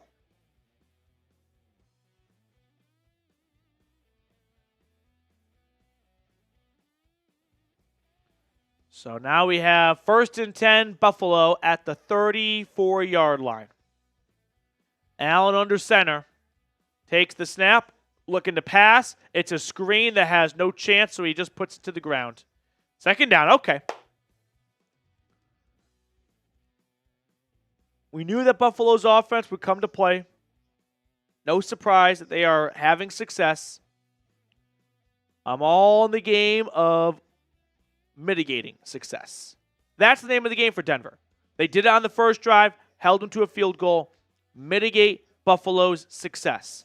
When you get those small victories, right? A wasted first down, you give them a 2nd and 10, pounce on that. Make it 3rd and 9 now. Don't let them off the hook for a bad first down play. Snap to Allen. Allen throwing over the middle, and it's caught. And Keon Coleman, the rookie, getting half of the yardage. So 3rd and manageable, 3rd and 5 here. Let's go. Get a stop. Get a stop. 3rd down. Spam those threes. Spam those threes. 3rd and 5. Bend, don't break. Bend, don't break. From just inside the Denver 30. Allen in the gun on 3rd down and 5. Takes the snap. Looking, throwing, and it's caught. First down. Gain of 7. And the Bills are going to go to the second quarter, approaching the red zone, trailing 7-3.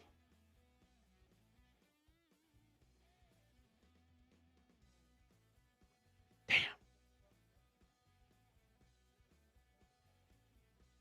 So that is the first quarter. 7-3 Denver. Bills offense moving with ease. But the first drive was halted inside the 10-yard line. Can Denver's defense do it again? And if Denver's defense pitches 2 stops in the red zone and forces field goals, you can't just hang your head on 1 touchdown. The offense has to do their part. I don't think this game is going to be won 10-7. Like, the Bills are going to score points. The Broncos have to score some of their own, and the defense has to let this game be south of 30 points and avoid a shootout. 834 people watching right now. We're 25 subscribers away from 31,700. That would be another free raffle entry for our Bo Nix t-shirt jersey raffle, which will be the 2-minute warning of the fourth quarter.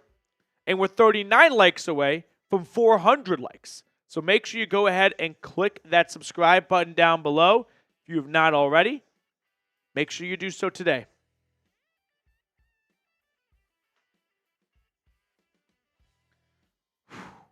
Overall, first quarter thoughts. I don't want to say expected. I didn't really dial up a 43-yard touchdown bomb to Troy Franklin, but I'm not surprised that Denver's offense put up some points. They're capable of scoring. This team has not been carried single-handedly by the defense.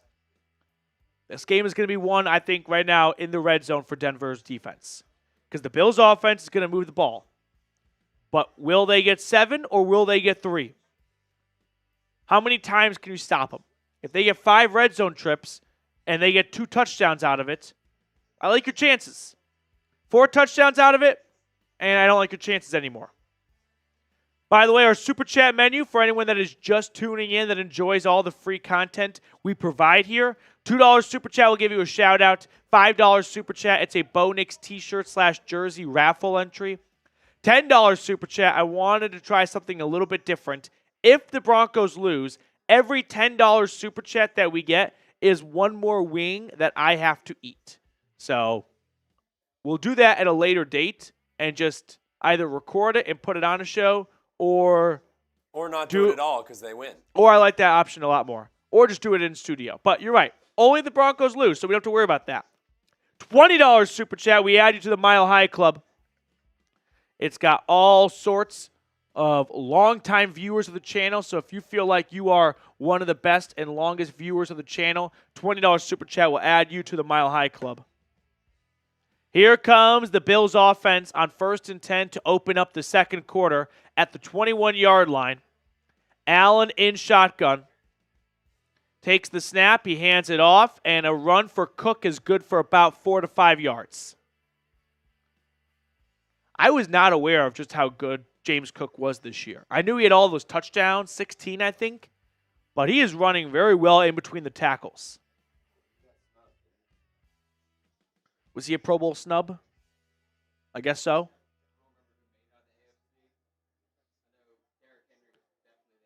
Yeah. 2nd and 5. Under center. Allen hands it off, and another run for Cook. This one is going to go for about 1.5 yards. So 3rd and 3 coming up.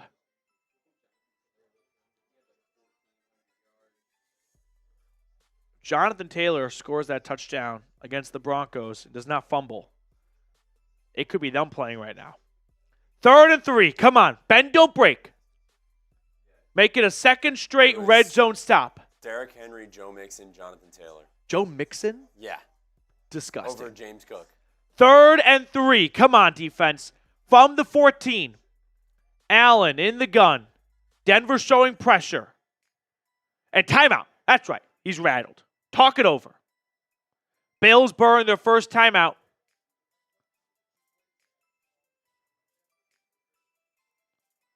So Buffalo will reassess. Did not like the defensive look they were getting from the Broncos. My guess is they did not have a kind of max protection type of plan in place. And Denver showing a lot of pressure. Didn't like that. So 3rd and 3. First timeout called for either side.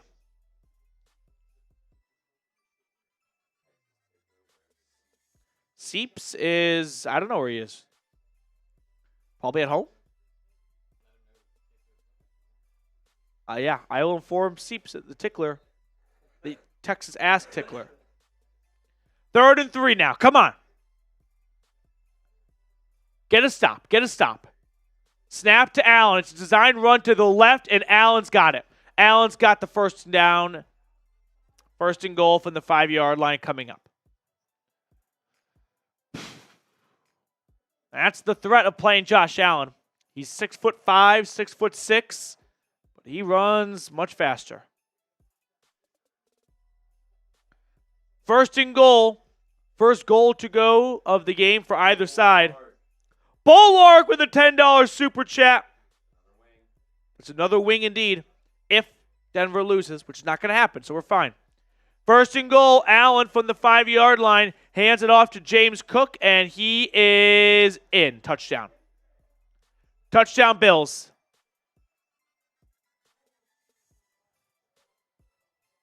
Five-yard run for James Cook, and the Bills take the lead. It's 9-7.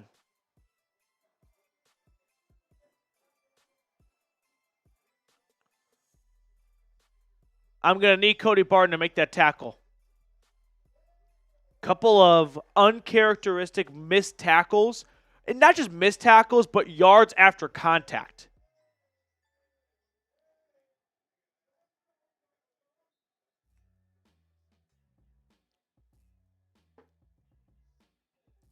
Extra point for the Bills is up, and it is good. So a 10-0 response after the Troy Franklin touchdown just 2.5 minutes into the game. Come on, offense. If the defense makes a red zone stop half the time, that's manageable. You can win that game. But the offense is going to have to put up 20-plus points today. And at the very least, just don't get another 3 and out.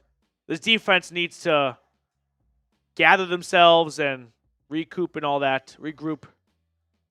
Bulwark. Defense, show them why we have the best in the league. It'd be a great time for the defense to make an impact play. I mean, the Bills have not had a negative play yet today, right? No sacks. I don't think of any tackles for losses. No takeaways. I mean, nothing. So, it's a long game. 4 quarters for a reason. But, yeah, We're going to need the defense to make an impact at some point. Bulwark, $10 super chat. We spin the wheel.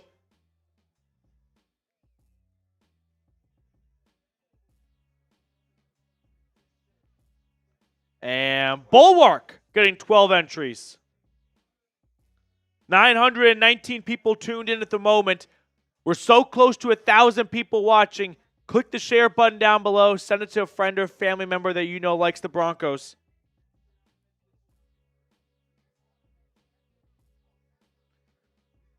Offensively, let's get back to that first drive where get yourself, obviously, second and manageable. Take a shot downfield. What do you think is going to happen on this drive? Give me a field goal. Give me a nice, hey, we're in this game. Level the score. 10-10. Give me 10-10 at the half. Give me 10-10 at the half. I'll take that every single day of the week. Jason thinks touchdown. Shelly thinks touchdown. Dubo thinks punt. If it's a punt, just don't let it be a 3-and-out.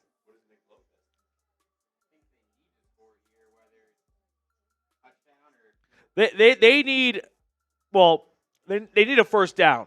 Not because the offense is incapable of getting one, but they just need the defense to get, like, in real time, 6 to 7 minutes on the bench. Like, you had the 2.5-minute TV timeout. The offense needs to be out there in real time for 5, 6, 7 minutes.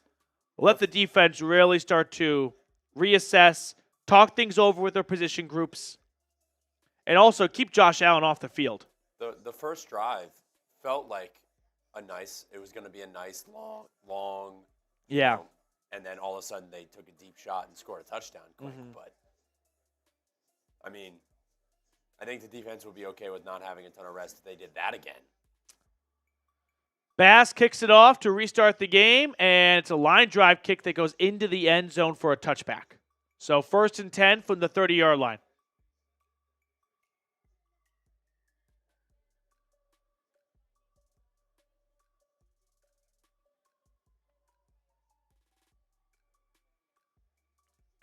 I wish Alex Singleton could be a part of this team right now. Really sucks. They lost him so early. James with a $5 super chat. Thank you so much, James. I'm a little surprised Alex Singleton is the Walter Payton Man of the Year nominee because it's excellence on and off the field. So you got to be a contributing player on the field. A run up the middle and a gain of 7, I think, for Tyler Bidet. Indeed. By the way, it is Bidet. He decided to change the pronunciation of it. He said that it was Beatty. He never said anything, but ultimately he addressed it to the media and said, by the way, it's pronounced Bidet. First touch for Tyler Bidet since week 4 against the Jets. 2nd and 3, under center, Nix. Hands it off on the reverse, and Marvin Mims gets the first down. Okay, there we go, right? Get Mims the ball, uses his speed. Most of the players in that situation probably tackled for no gain or a loss. Mims just too fast. 1st and 10. Get that monkey off your back after the 3-and-out the last series. Get the first down. Really start to settle in offensively again. As much as they want the Broncos to win, I feel like they have to play their heart out, and Bills just have to play normal. You're not wrong, but that happens in the postseason. 1st and 10. Nix in the gun, takes the snap. Nix throwing deep over the middle, and it is through the hands of Sutton, incomplete. He's got to catch that. I mean, it hits both hands. It's just a drop. It's a loss of 15 yards for Denver in terms of opportunity. Denver needs to play these guys like they would KC. Oh, I don't think Denver's taking it lightly. That's got to be caught, Cortland.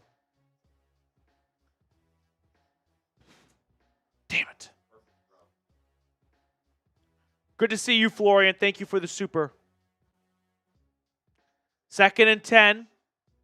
Now we're in the mindset of making it third and manageable. Snap to Nix, handoff, and a run that just can go nowhere. I don't understand how Denver's offensive line is so good at pass protection, but there is no run game.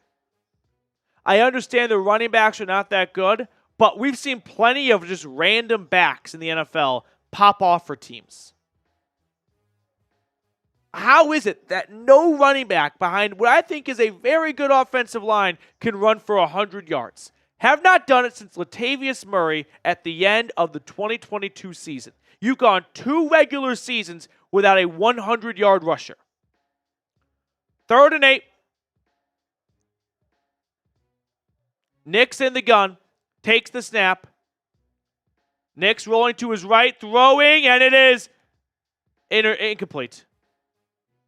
Incomplete. Looking for Sutton, just off target. And Denver gets 1 first down, and then they have to punt. Yeah, Bo just misses Sutton on this throw here. So Sutton dropped one earlier. Bo misses that one. And it's 4th and 8. Riley Dixon will punt it away. Oh, it's a fake! It's a fake! He's got it! Yes! Marvin Mims hauls it in! A fake! And Riley Dixon throws the first down! He's not even phased. Some trickery! Dixon to Mims on 4th and 8. The fake works. It's a perfect pass. First down. Let's go. There we go. That's something they worked on all week at practice. Riley Dixon comes through. Wow. 1st and 10 Denver from the 42-yard line. Snap to Nix. Handoff, Javonte Williams getting 5 or 6 yards. Well, that feels like a takeaway right there, right?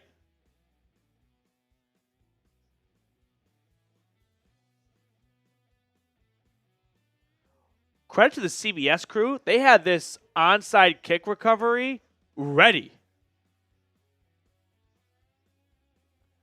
2nd and 4. Denver working on the Buffalo half of the 50-yard line. From the 42, Nix in shotgun, takes the snap, throws it to Mims, and he is tackled for a loss. Marvin Mims dropped for a 1 or 2 yard loss. It'll be 3rd and 6 now.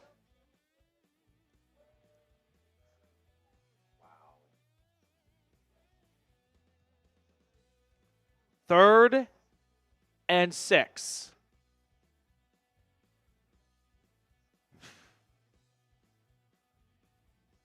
This ball is probably going to find Cortland Sutton's hands one way or another. Nix in shotgun on 3rd and 7. Bo with pressure up the middle takes the snap. It's an all-out blitz. He heaves it deep, and this is incomplete. Looking for Sutton, DeMar Hamlin in coverage, and this is just an all-out jailbreak blitz. And Bo just has to heave it to save his life. Von Miller. We have not talked about him much. He really hasn't been that impactful of a player this year for Buffalo. But he got to Bo that play. Oh, that sucks. You burn your fake punt play, and you end up punting 3 plays later. Oh, they are ready for it this time.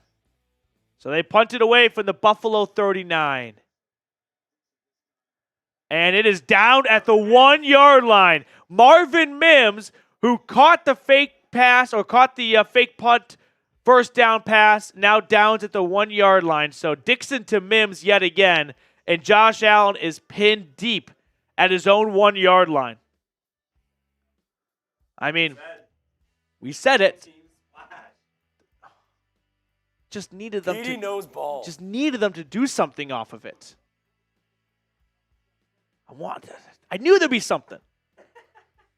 You knew that Sean Payton would have something either planned or someone would execute. Let's get a safety indeed, guys. Get a safety indeed. 7 subscribers away from 31,700. I know that there are 7 of you watching who are not subscribed. Get us to 700, please. Let's get there before this Allstate commercial's over. Do you remember the Bills-Vikings game where Josh Allen was pinned on his own half-yard line? And he fumbled. And they recovered it for a touchdown. That was the Justin Jefferson, like 4th and a million, incredible catch. Which I think that catch is better than the Odell catch. I don't hate that take. 3 subscribers away. Come on now. Let's get there. Once we get to 700, we're going to pick someone out of the chat for a free raffle entry for our Bo Nix jersey raffle. It's a t-shirt jersey. Every 100 likes, which we just got to 400 likes, and 100. There's the insurance run. So we got 400 likes. We have 700 subscribers. Let's pick someone out of the chat for a free raffle entry. If you want to stop right now on defense, spam S for stop. S for stop. Let's get a stop defensively. Get the ball back to the offense. Let them end the first half with a field goal. Go into the half tie 10-10. That's like a realistic, positive outcome. 10-10 at the half. I think we'd all agree that pregame we would take that in a heartbeat. S for stop. Spam it right now. We're going to pick 2 people out of the chat. We are back in Buffalo. Snowy. Yeah, snowy. Well, not snowing now, but snowing earlier. Snowy. Yeah, snow on the ground. Let's pause the chat in 5, 4, 3, 2, 1. Pause it. Cameron Roberts, that's our first free raffle entry. We have 1 more coming up.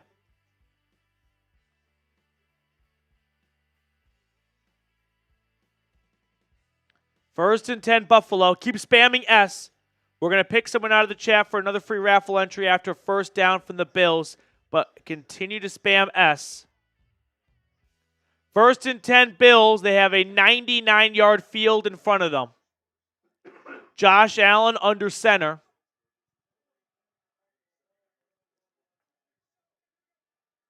Allen and company. That's a false start. That's a false start. Jonathan Cooper did not enter the neutral zone. Cooper did not jump off sides. This is a false start. Bingo. Yep. False start. Which, if you're the Bills, it's not a bad strategy because they just do this with the football. Like, that's it.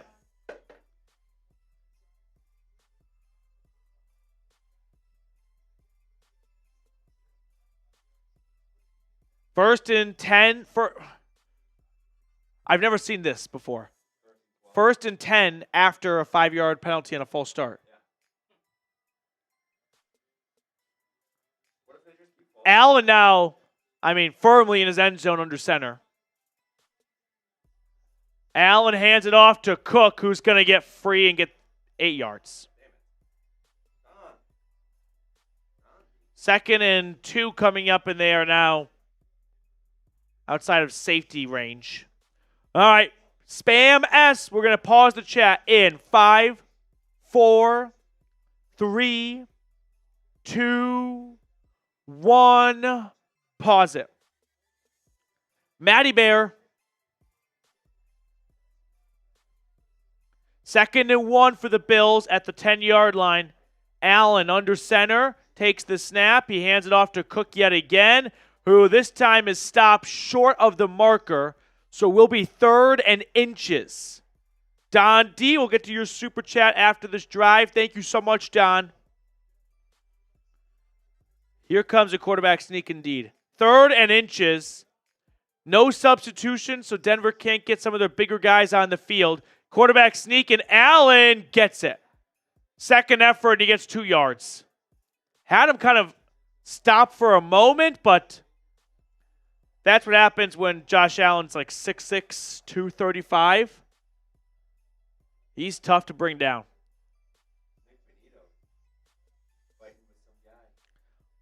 well, a bit of a late block or continuation. And then he hits him. And then, bing. First down, Buffalo. No longer in the shadow of their own end zone. From the 13-yard line. Allen dropping back to pass. Allen with time. Throwing short. And it's going to be a gain of 5. Gotta love it when your nose tackle, DJ Jones, is assigned to Curtis Samuel. That's quite the matchup. Look at the zone, right? Jones, he's just kind of dropping back almost like he's spying on Allen and also the receiver. 2nd and 4.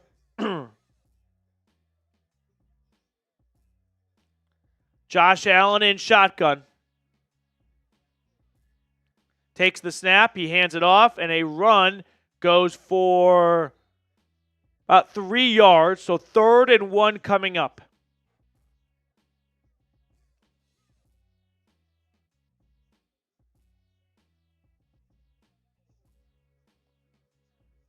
Damn, rookie Jonah Ellis. X-ray room with a shoulder injury.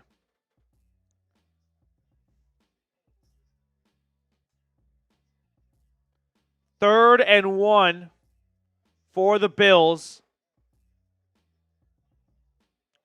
So Denver's pass rush missing one of their key rotating members. Under center, I formation. Play action. Allen's going to run to the right, and Allen is going to get the first down.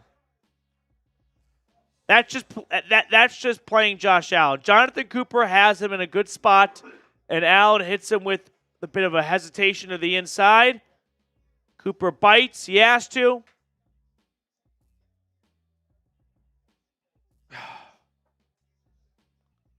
Damn.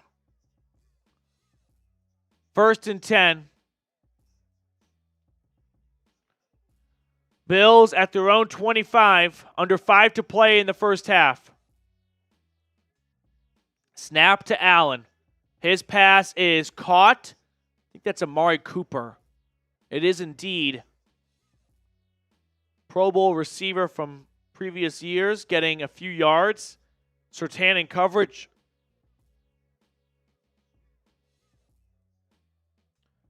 Traded from the Browns to the Bills for a 3rd-round draft pick in October.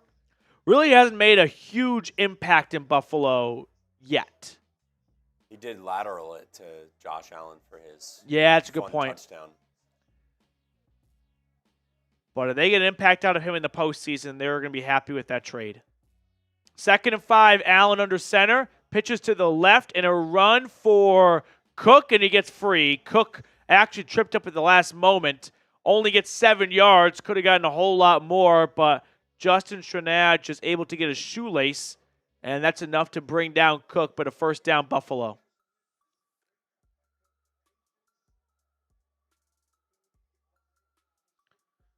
Approaching the 40-yard line, 1st and 10 coming up.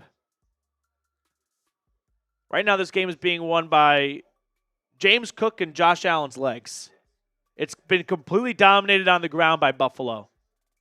That's got to be the biggest focal point of the half to change as Cook runs up the middle. Here we go, Barton. I mean, when you're getting beat in the run game, there's a certain amount of it that just placed on execution. You're not winning at the line of scrimmage. You're letting the Bills offensive linemen get to their assignments, get to the second level. There's only so much a coach can do. You can start dropping more guys into the box, but that's a dangerous game with Josh Allen that you don't want to play for the whole second half. You're going to need your guys up front to start winning their one-on-ones. 2nd and 8, snap to Allen, pre-snap flag, and this is going to be a false start on the Bills. So 3rd penalty of the game, all on Buffalo so far.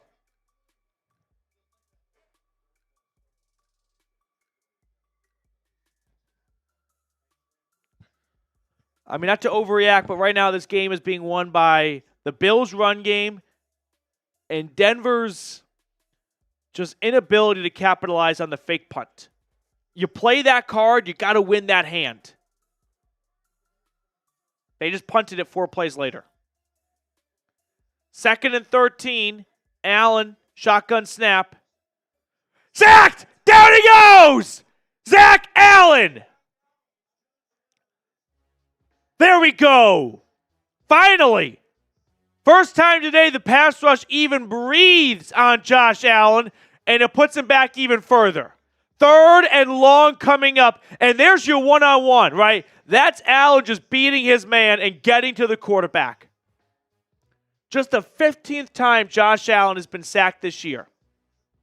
He has played between the regular season and the postseason 17 games. Not even a sack a game for Josh Allen. Need more of that. I think Denver called the timeout. Right. Bulwark with a $2 super chat. You know what? Bulwark for that Zach Allen sack. That Zach Allen sack. That's great. Sack Allen. For every super chat between now and the end of the first half, it's going to be a raffle entry for our Bo Nix t-shirt jersey raffle. No matter the amount, every single super chat right now. Every single super chat right now for Bulwark's Sack Allen. I want to say Zach Allen. Sack Allen. 3rd and 21. This is the game. Don't forget about the Don D. This is the game. Don, thank you, by the way. If they convert here, I'm ending the stream. It's game over. This is the game. You have to get off the field on 3rd and 21. Quick pass thrown underneath, and it is Shakir getting about 11 yards or so. 4th down and 10. Let it go to the 2-minute warning. I guess Denver didn't call a timeout. At least CBS hasn't updated it. Or was it an injury timeout? Yeah. I think CBS's broadcast is not updated.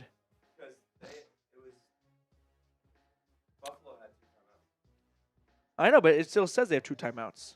That's what I'm saying. Yeah. So it must not have been them. No, Denver called a timeout. CBS, when they come back from commercial, I'm going to bet they have 2 timeouts showing.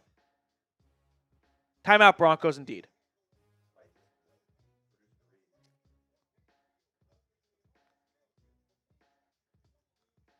So now you get the ball back.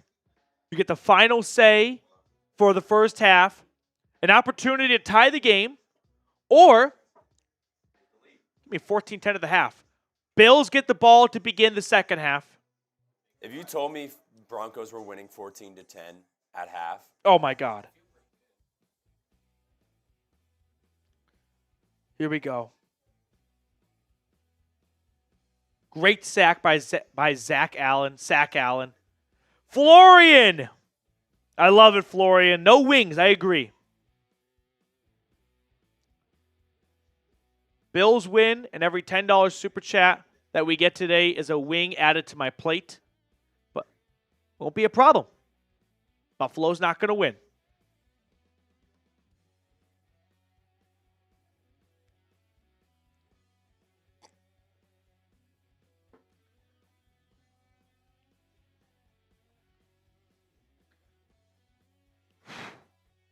So it's going to be 2-minute warning coming out of it, 2 timeouts. Denver, let's just say, starts their own 15-yard line. If there's one thing you cannot let happen is Buffalo scores again. You can't give the ball right back to the Bills and let them double dip. Score to close the first half, score to start the second half. Can't have that. That is like borderline priority number 1 here. Is this game cannot be 17-7 at the half.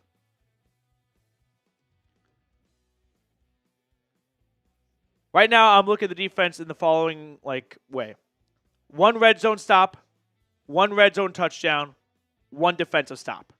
That is a passable grade for playing Josh Allen and the Bills by Denver's defense today. It's going to be up to the offense to keep pace a little bit.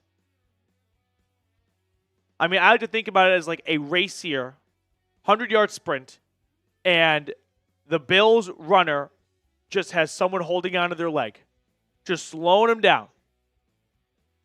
You got to have your runner keep up. 4th and 8, and our old friend, Sam Martin, former Broncos punter, still with Buffalo. He punts it away. And Marvin Mims is rocked as soon as he caught it.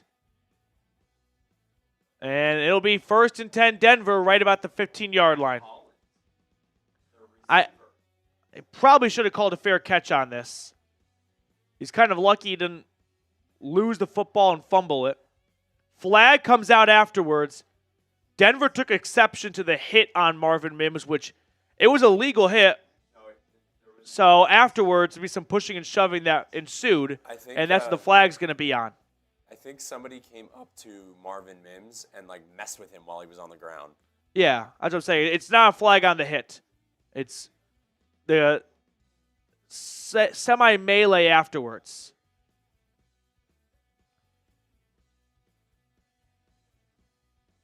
All right. Really? Personal foul on Marvin Mims. Unnecessary roughness. I don't know what Marvin Mims did, if he said something, but he cost his team 7-8 yards here. Mims throws the ball at the guy who's standing over him, which that's not a penalty. He's trying to steal the ball from him. He just got tackled. It's always the one who retaliates, and unfortunately this time it was Denver who got caught for it. Damn. Come on now.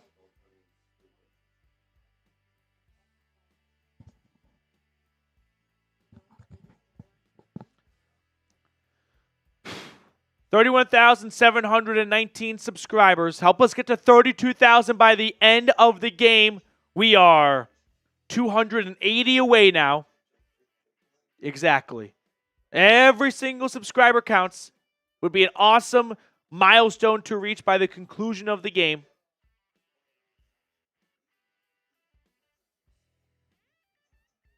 PD, we are also $8 away from $200. Yeah. If we get to $200 in super chats before the next snap, which we're only 8 USD away from, whoever gets us across that number will spin the wheel for. Whoever gets that final push. Danny's in the chat. It's always good to see you, Danny. Appreciate you watching with us. And this is our super chat menu. At the 2-minute warning of the fourth quarter, we're going to do a Bo Nix t-shirt / jersey. It's a jersey. It's a t-shirt, but it's kind of a jersey raffle. $5 super chat to enter. But right now we're doing any super chat, no matter the amount, for the rest of the first half, gets you added to that raffle. So 99 cents, $1, $2, any amount gets you added. And then every $10 super chat, we spin a wheel, which has more raffle entries on it if you want to be, in a better spot to get a raffle spot. And then we'll also add a wing to my plate. If the Broncos lose, I'll eat every single wing that we get $10 super chat for. Matthew, let's go. Matthew getting us across 200. Oh, Dubbo. Dubbo, can I ask you a question? Two-part question. Do you want Mike Tomlin to be the head coach of the Steelers next year? Part 2. Do you think Mike Tomlin will be the head coach of the Steelers next year? So we got a couple of wheel spins coming up. 2 for Matthew for being a $10 super chat and for getting us over 200. Jonathan, I agree. So 1st and 10. Right now, if I'm Denver, obviously points would be nice, but what I can't allow is to give the ball back to the Bills with a lot of time. 1st and 10, Nix in the gun, takes the snap. Nix throwing, and it's caught Javonte Williams. He gets about 5 yards. That's all right. Right? Kind of kill some clock. If you want to stop the clock later down the road, you can. But I don't want to give Buffalo the ball back with much time if you don't score. Snap to Nix. 2nd and 3, throwing on the move, and it's caught, and Adam Trautman pushed out of bounds going backwards, so the clock will run. 3rd and 1. Both teams have 2 timeouts, clock's running, and if I'm Denver, I'm kind of in between a hurry and letting the play clock go all the way down. Especially right here, if you don't get it, you don't want to give the Bills too much time. Nix under center, 3rd and 1. Takes the snap, quarterback sneak himself, and he gets it. Now you kind of hurry a little bit, or a timeout. Timeout Denver. So they burn their second timeout. They have 1st and 10 at about their own 20-ish yard line. Bulwark, 1, it depends on who we get instead of him. 2, he will stay. Those are fair and probably accurate responses, Dubbo.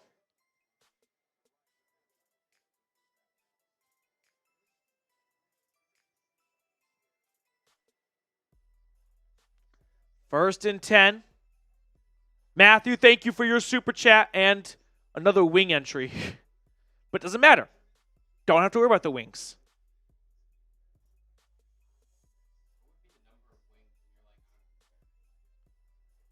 I'd say honestly over 20 wings.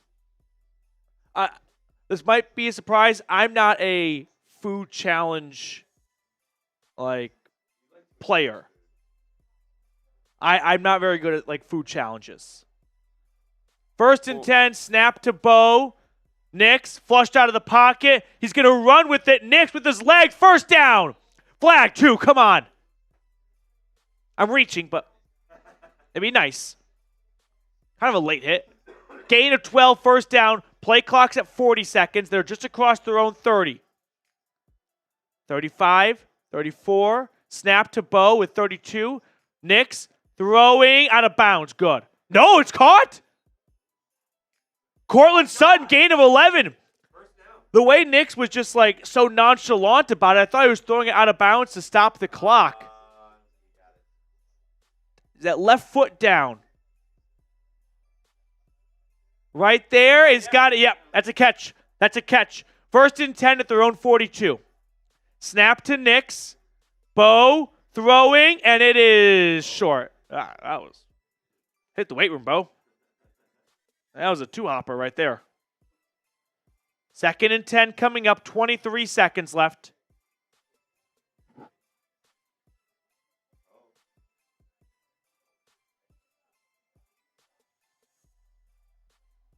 They're still a ways from Will Lutz's range here. They're at their own 41-yard line. Nix takes the snap. Bo with time. Climbing to the right side. Throwing on the move. Oh, my gosh. He had a man. Flag is thrown. Just overthrown for Devon Vele. It would have been a huge gain. Flag is down, though. 15 seconds. I think it's going to be a hold as Bo Nix climbed out of the pocket. Holding on the defense. Okay. So 5-yard penalty, automatic 1st down. Where's the... Right there. That's the hold. Okay. That's fine. And if you're the DB there, you're fine with that. You take 5 yards. Yeah, Devon Vele could have been on a jacked up highlight. 1st and 10.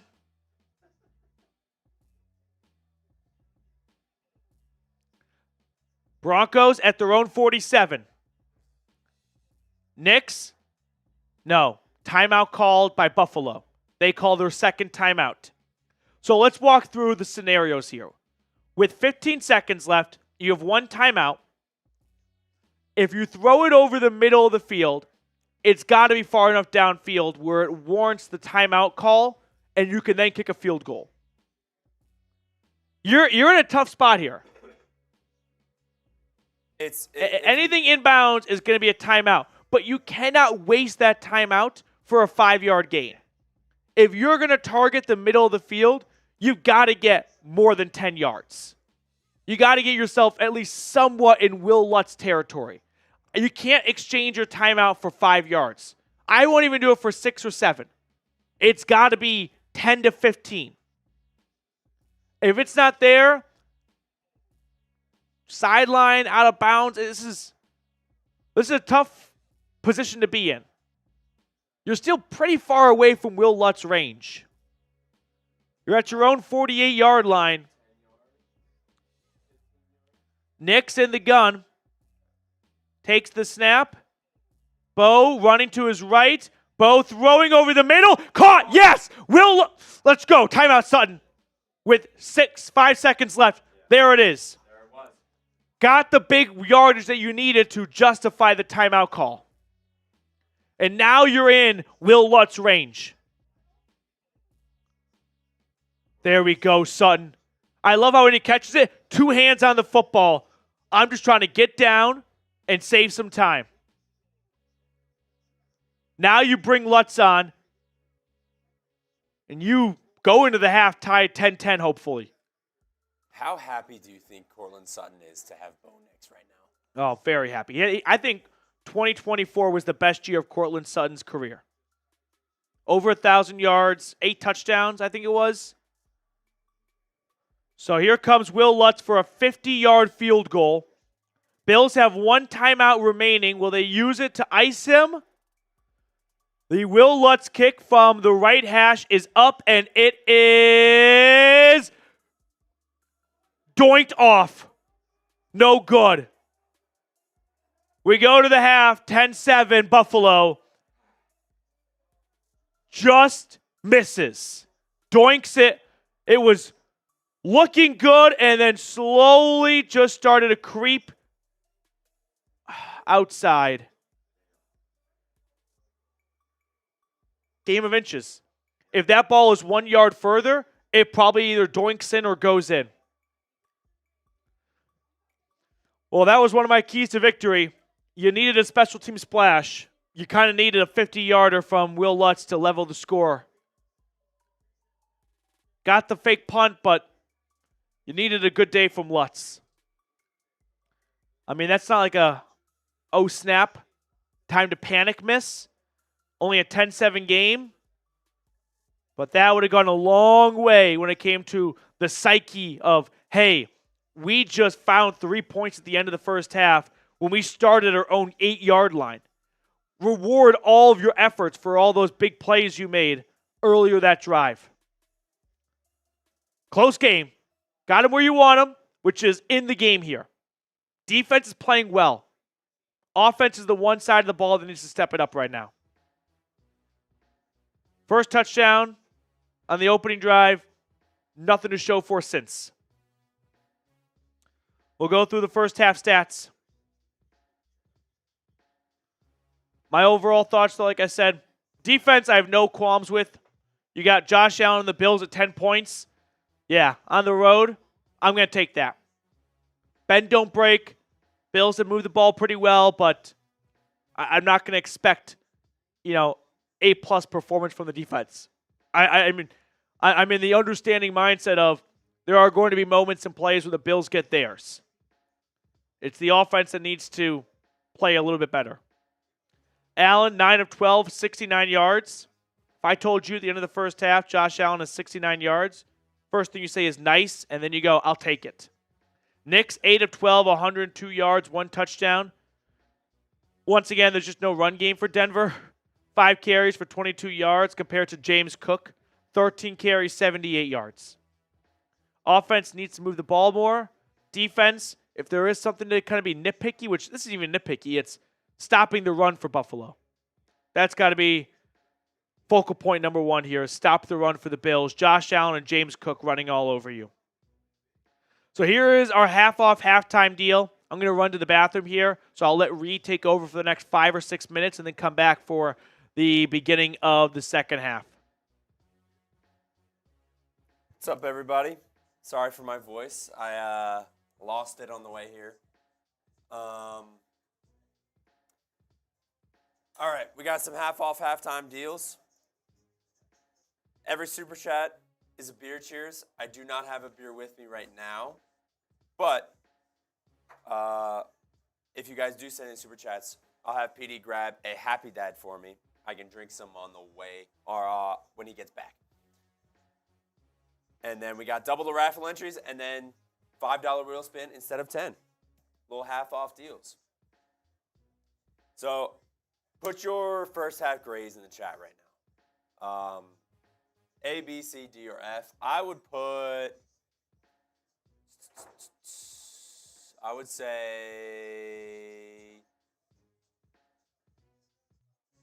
B minus.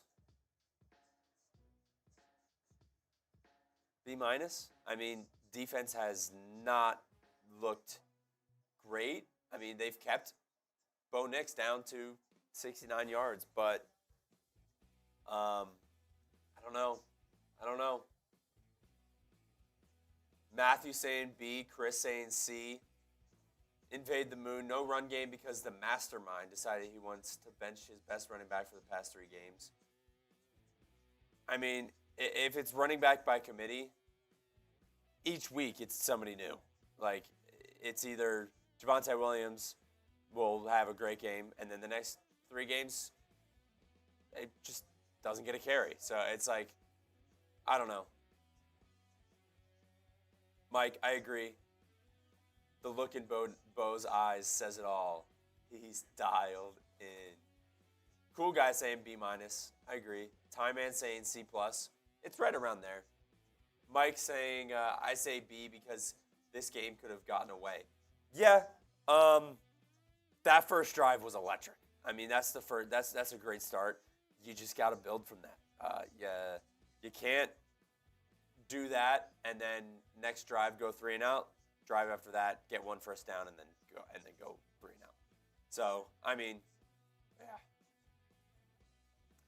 yeah. Cool guy.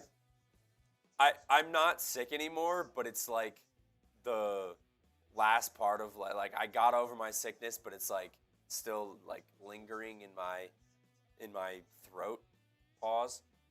But I feel fine. My voice is just not there. We got a super chat from Bulwark. Aussie, Aussie, Aussie. Oi, oi, oi. From the land down under.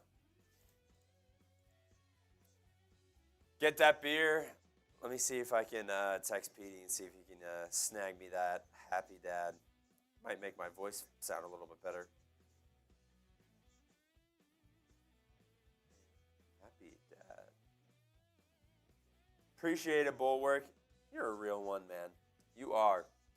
Defense, we all are looking to you now. C+. Yeah, I mean, defense, they had that red zone stop to force a field goal, and then the Bills and Josh Allen are going to be Bills and Josh Allen, and they're going to drive down the field and score a touchdown. But it's just limiting the Bills getting into a comfortable groove where each drive is like that. So they gotta force those third down and longs, and get more sacks. Sack Allen. Need more of him. Need more of Nick Bonito. Haven't heard his name. Yeah, I think the biggest thing is pressuring Josh Allen. It's hard to because they're like, I think it's second in allowing sacks. Like, they just don't allow anyone to touch Josh Allen. And that's why he's so good.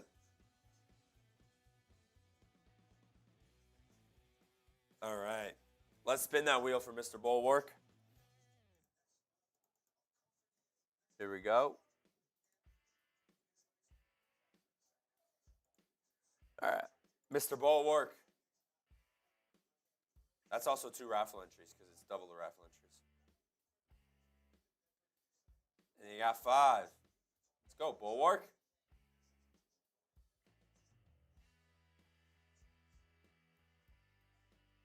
All right. 2, 1, 2, 3, 4, 5. Appreciate you, Bulwark. Let's go. Yeah. All right. What else we got going on here?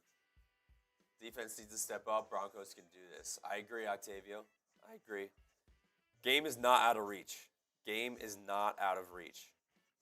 I think it just lock in. Defense locks in. I mean, this is a winnable game. 100% winnable game.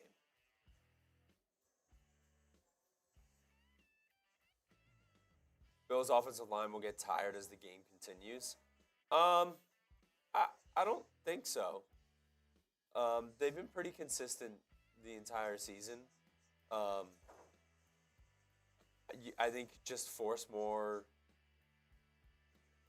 force more pressure. That's really all you can do, and win your one-on-one matchups because you can't put too many people in the box, or else Josh Allen's going to rip you apart in the secondary. So, thank you.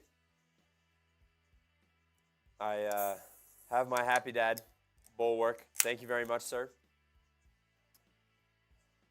Bulwark, if I'm not mistaken, you have a child coming, correct?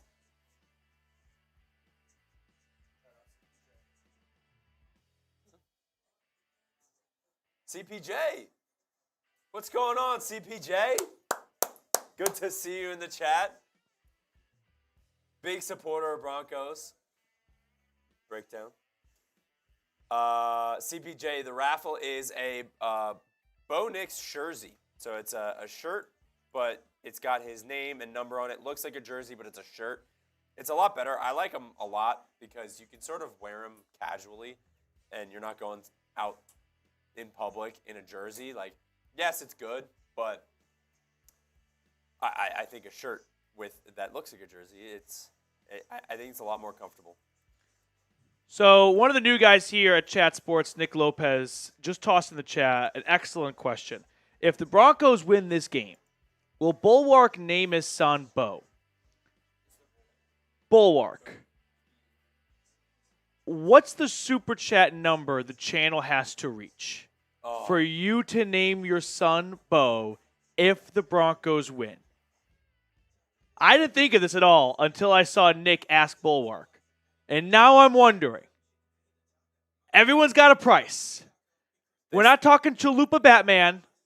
I just want to know, what does the chat have to do for Bulwark's son coming in a few weeks, a few months, to be named Bo? You just let me know. You just let me know. Derek Tidwell with a $5 super chat. And CPJ, hope you're feeling better. Let's go, Derek.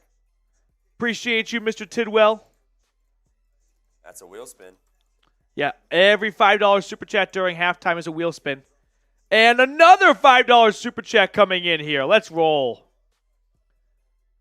Just happy we made it to the playoffs. Be awesome to win. I mean, this is, not to be mean, loser mentality. But honestly, I'm with you in that if the Broncos lose this game, you're going to be sad, as you should be. But tomorrow you shouldn't be. Like, you should be very optimistic in your future outlook. So, I'm with you that Denver's a little bit, from a fan perspective, in a win-win scenario.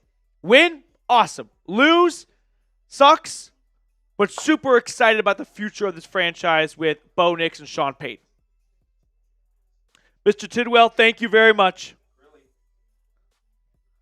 Well, CPJ might get Bo to be one of the next born kids in Australia. $50 super chat. Let's roll. We got Crilly, McNilly. Broncos just need to keep playing like they have nothing to lose today. We weren't even supposed to be here after all. You know, I like this mentality. I was talking when I was running to the bathroom with another Chat Sports coworker, Tyler Jones, who asked me, do you think Denver should have gone for it on that 4th and 8, 4th and 7 from the Buffalo 39 when they punted? I mean, should they have gone for it or kicked a 57-yard field goal? And I said to him, you know, I think Denver respects themselves enough to feel like they're not so desperate that they have to get a 57-yarder in the first half to win this game. That says a lot about what Sean Payton thinks of his team, that, hey, we can punt from the 39 and we're not such inferior opponents that we are incapable of winning. Crilly, thank you for your super chat.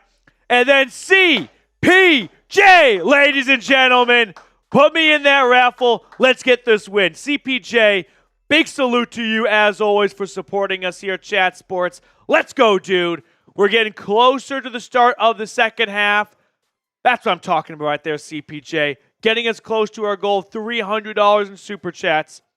I'm still waiting for a response from Bulwark. I need to know what the chat needs to do to have your son be named Bo.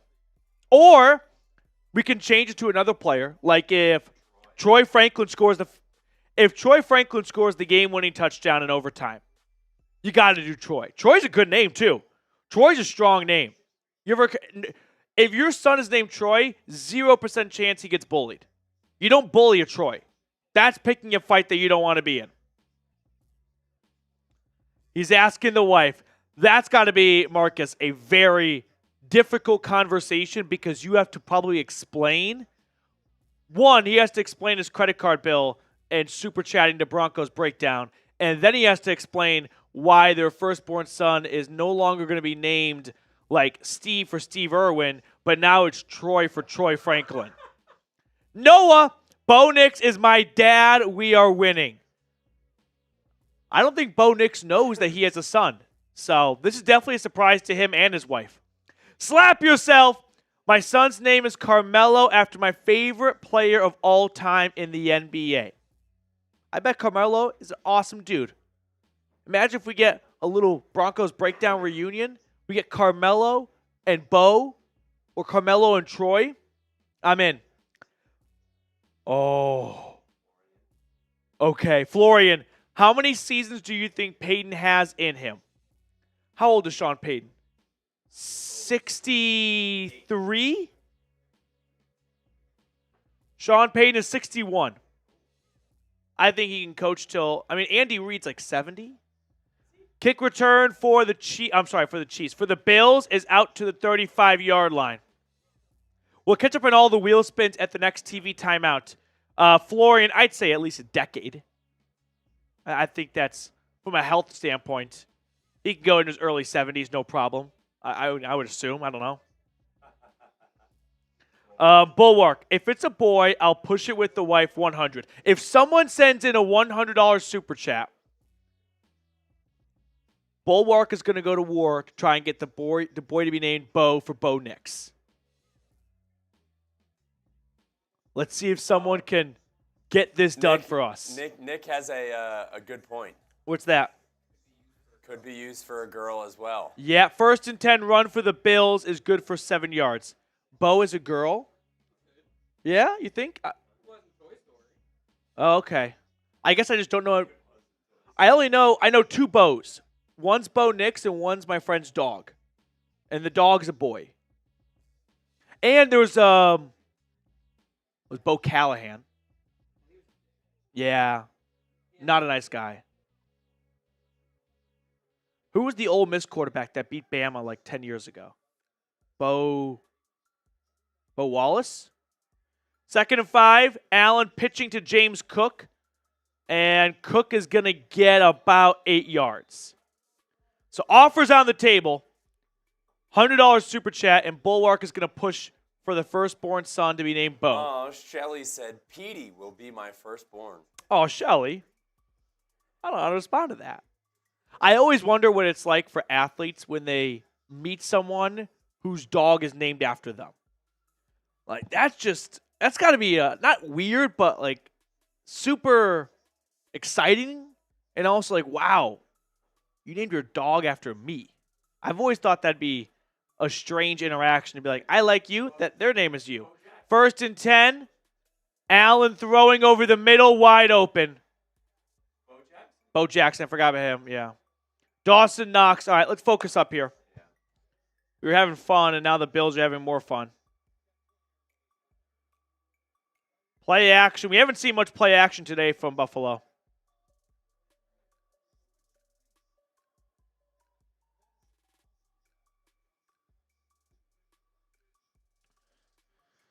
All right, red zone defense got to come through here.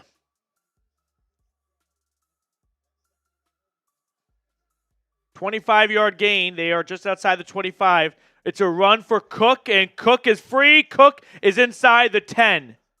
1st and goal coming up. If Denver loses this game, the first thing I'm going to point to is their inability to stop the run.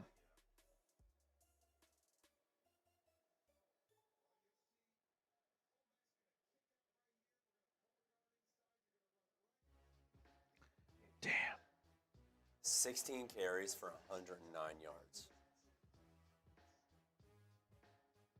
1st and goal from the 8-yard line. Under center, Josh Allen takes the snap, hands it off, and it's a run for Cook. Gets about 4 yards, 2nd and goal. I don't want to be dramatic, but this is the game right here. 17-7. I'm not feeling good. 13-7. I'm feeling good. 17-10. I'm feeling okay. This is the season. 2nd and goal. From the 6. Allen under center. It's going to be a quarterback run. A handoff to Cook, bouncing it outside. White jerseys all around. No gain. There we go. 3rd and goal. So far, the Bills are 1 for 2 in the red zone. Make it 1 for 3.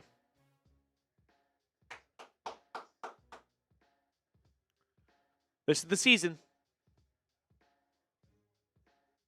I don't think Denver is made or cut out to complete a 10-point comeback in Buffalo. 6-point comeback, I'm in. 3rd and goal for Allen and company from the 6-yard line. Snap to Josh. It's a pass. Looking, has plenty of time all day. Now he's going to get sacked. Down he goes. Loss of 3, and the red zone defense prevails. Allen had all day.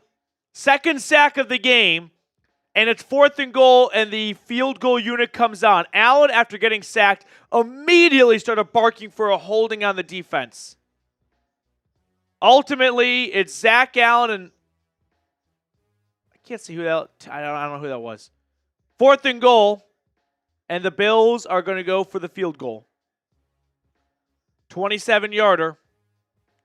Kick is up, and it is good. All right. Once again, defense doing enough to keep this game alive.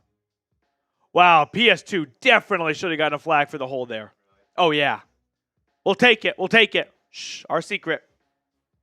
All right, wheel spins. Wheel spins. Who's getting a wheel spin? Starting with Bulwark? Or did you Starting with Bulwark. get that beer? Someone's got to send in a $100 super chat so we can name Bulwark's firstborn son Bo. Or Troy. I think it's named after whoever scores the last touchdown for Denver. How about Cortland? Cortland's a boss name, dude. Cortland sounds awesome. And I feel like Cortland, I don't know why, kind of like an Australian-ish name. Yeah. Good eye, mate. Cortland here. Like, I think that could work. Now, might be tough, like, if Lil Jordan Humphrey scores the last touchdown. You're going to have a tough time going up to Mrs. Bulwark saying, I've always loved the name Lil Jordan. No. Yeah, he's in there. If Tyler Bidet, Tyler's a good name. Yeah. Okay, we got some options here. Marvin's smart. Like, Marvin's going to get good grades. All right, let's spin the wheel for, we've got Bulwark. This is for Bulwark. And Bulwark gets 4 entries. Next one is for Derek Tidwell. Guys, there's an Outback commercial on right now. It's a sign indeed. Someone help us name Bulwark's firstborn son, Bo. Derek Tidwell gets 8 extra entries. Crilly McNeely is next. We get Outback commercial. I have an Outback gift card at home. If we get a $100 super chat, I might be going to Outback tonight to watch Sunday Night Football. 4 for Crilly McNeely. Or it's not Mick, it's Manilli. I'm sorry, Crilly. Crilly Manilli. And then we have one for CPJ. CPJ. You're right. Oh, if Kool-Aid McKinstry scored a touchdown for the Denver Broncos. Clinton Dix. Next one is for Slap Yourself.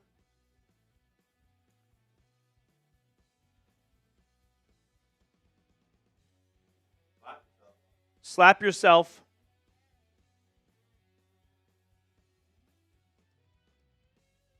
Wow.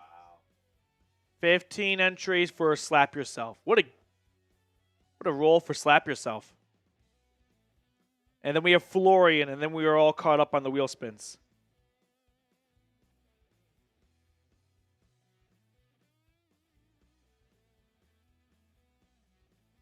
Bills kick it off to restart the game. They took the opening drive of the second half down the field and put up a field goal. Not saying it should be 13-10, but like you needed it to be 13-10. Florian gets 10. Oh, I thought you said 7, sorry.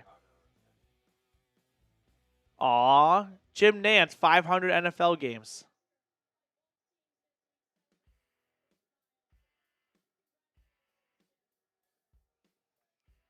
All caught up on wheel spins.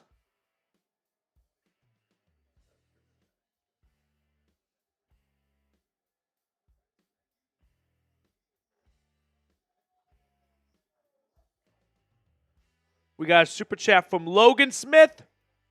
That puts us $8 away from our goal, 300. Matthew, you're right. We did get your... Okay, we owe Matthew a wheel spin because he got us a 200. Thank you, Matthew. Sorry. 1st and 10. Under center. Nix hands it off, and a run goes nowhere. No, I think just the one. Oh, 2 for the 10. And then for... Yeah, you're right. Wow. As I've never seen a referee go onto the sideline to talk to a player. 2nd and 9. I've just never seen that before. Have you guys ever seen a referee go up to a player sitting on the bench and have a conversation with him? 2nd and 9 for the Broncos. Snap, handoff to Williams, and Javonte getting about 5 yards there, 4 or 5, brings up 3rd and manageable. CPJ getting us over 300. Thank you so much, CPJ. Brandon, my son is named Luca. He just took his first steps, handing me the phone while I was watching your channel live. That's awesome, dude. I love that. 3rd and 5. Nix looking. Nix surveying. Throwing. Incomplete. Troy Franklin could not hold on. Dropped. 2 big drops by Broncos receivers today. Cortland Sutton had one earlier, and then Troy Franklin just there. This has got to be caught. It's a 1st down. Denver quickly goes 3 and out, and Dixon is on for yet another punt.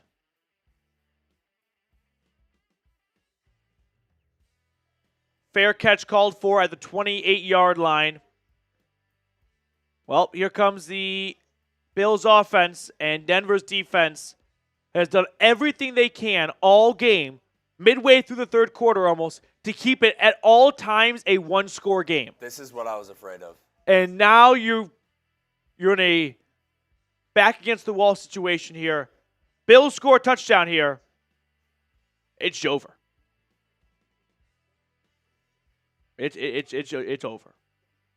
It's over. It's over. Logan, I'm happy we got this far. I'm happy we got this far. Sending my prayers for a win today. Logan, my advice to you is I'd apply your faith to multiple gods because right now we need all their help. Hindu gods, Jewish gods. What's the scene from Talladega Nights? Like, what? You haven't seen Talladega Nights? Well, that's your homework tonight. Don't come to work tomorrow if you're not seeing Talladega Nights. Dear Lord, baby Jesus, praying to all the gods. Time to be polytheistic.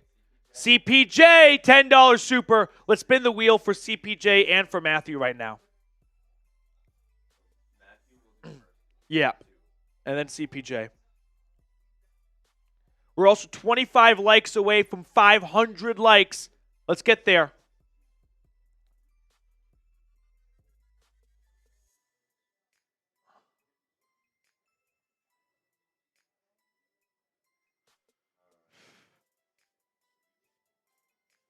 First one's for Matthew for getting us over $200 in super chats. I just forgot to do it earlier. He's got 2. One for the $10 super, one for getting us over. 7 entries for Matthew. All Out Broncos, pick 6 for PS2, and I lose my shit. Need a sack or need a takeaway here. I mean, just need some kind of momentum surge. Matthew, your second wheel spin for a $10 super chat now. And 8 entries for Matthew. Carolina, how do you send him money to enter the raffle? Reed will show you in just a moment. Sack Allen, need you. And then we have, spin for CPJ. CPJ, this is for you.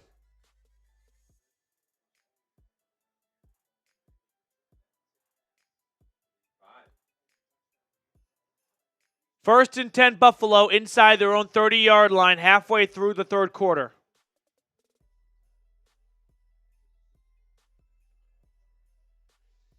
Second drive for Buffalo in the second half. Allen under center. Hands it off to Cook, and Cook gets about 2 yards. Well, the Bills are going to lean into what's working, which right now is running the football.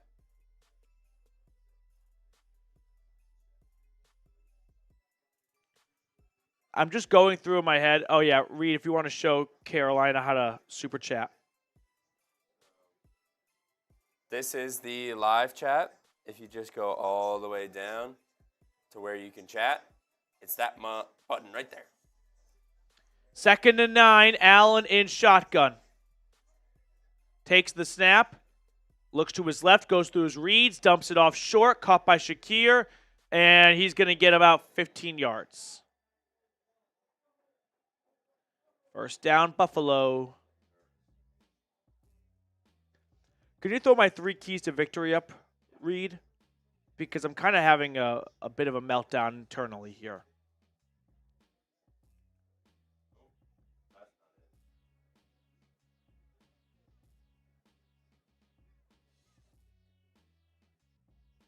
I mean, you've done almost all 3 here.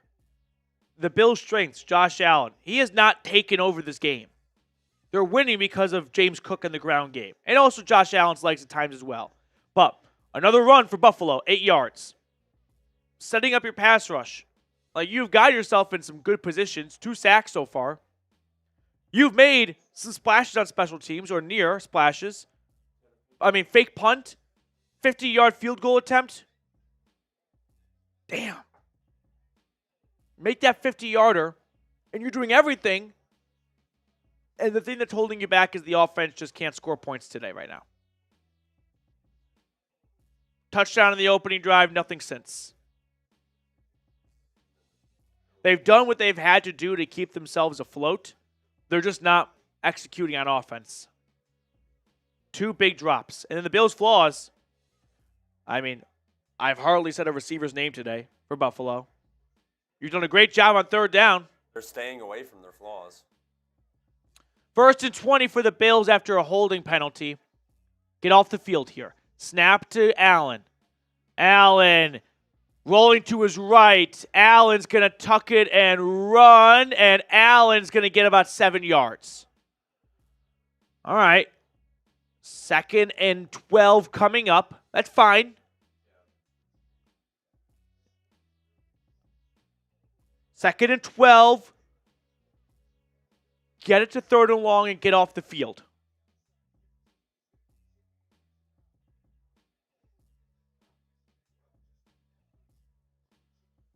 Get off the field here. 2nd and 13. Get yourself in 3rd and long to get off the field.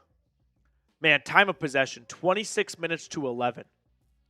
That's definitely another storyline. Josh Allen's lived on the field this game. Snap to Allen. He's going to float it. Incomplete. No! No! Because he's knocked out. That's why. What was he supposed to do? Watch him catch the football? Come on. That is not a penalty. I am sorry that there was contact. It's a collision sport.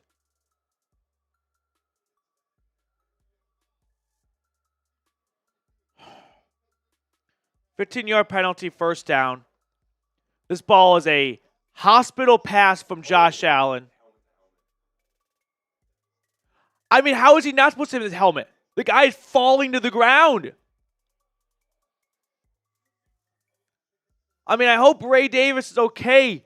I don't know how Brandon Jones can play that any differently.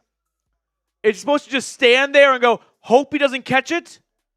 How can he not hit him in the head? He's falling to the ground. I don't know how Brandon Jones plays that any differently. Yeah, give up the first down. Yeah, just watch him catch it and get the first down. And then if you initiate any contact, well, how is it not going to be the head? The guy's falling forward like this. What is he supposed to do differently there? Please, someone let me know how Brandon Jones plays that any differently. No one wants to hear this because there's an injured player on the field. So, obviously, all attention to them. But that's a BS call.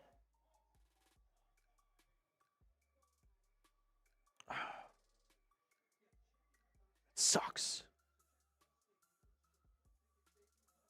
Damn it.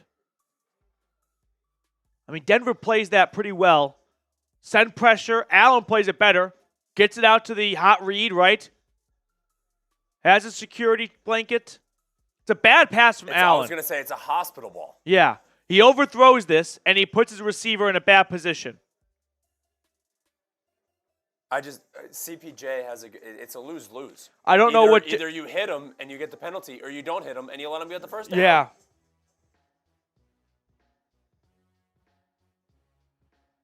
Ray Davis walks off the field under his own power.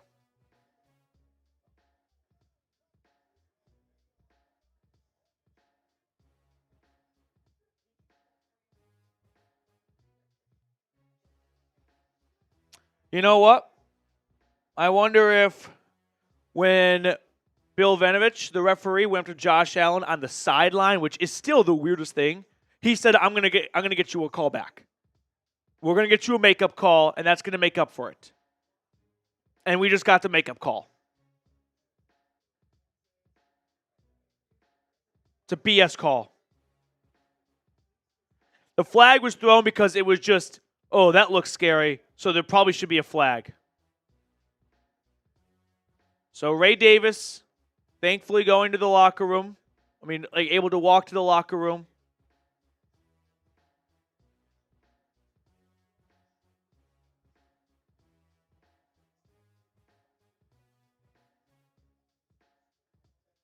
Oh, that's bullshit.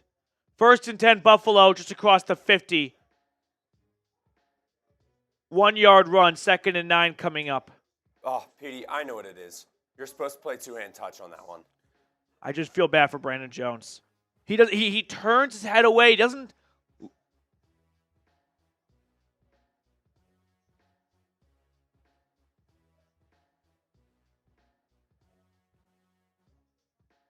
I don't know what Jones is supposed to do any differently in that play. If you say give him credit, then don't put a penalty on him. 2nd and 9. Snap to Allen. Allen throwing over the middle, and it's caught. Gain of 15, first down.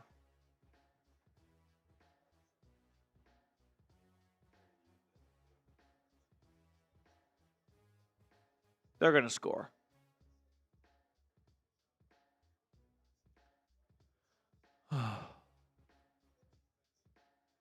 Hold him to a field goal. Down 16-7. Get a score to open up the fourth quarter. Get a stop and get the ball back and end on your own terms. Allen in shotgun from the 33-yard line. With time, throwing deep down the right side. Way overthrown, incomplete. Good coverage from Riley Moss.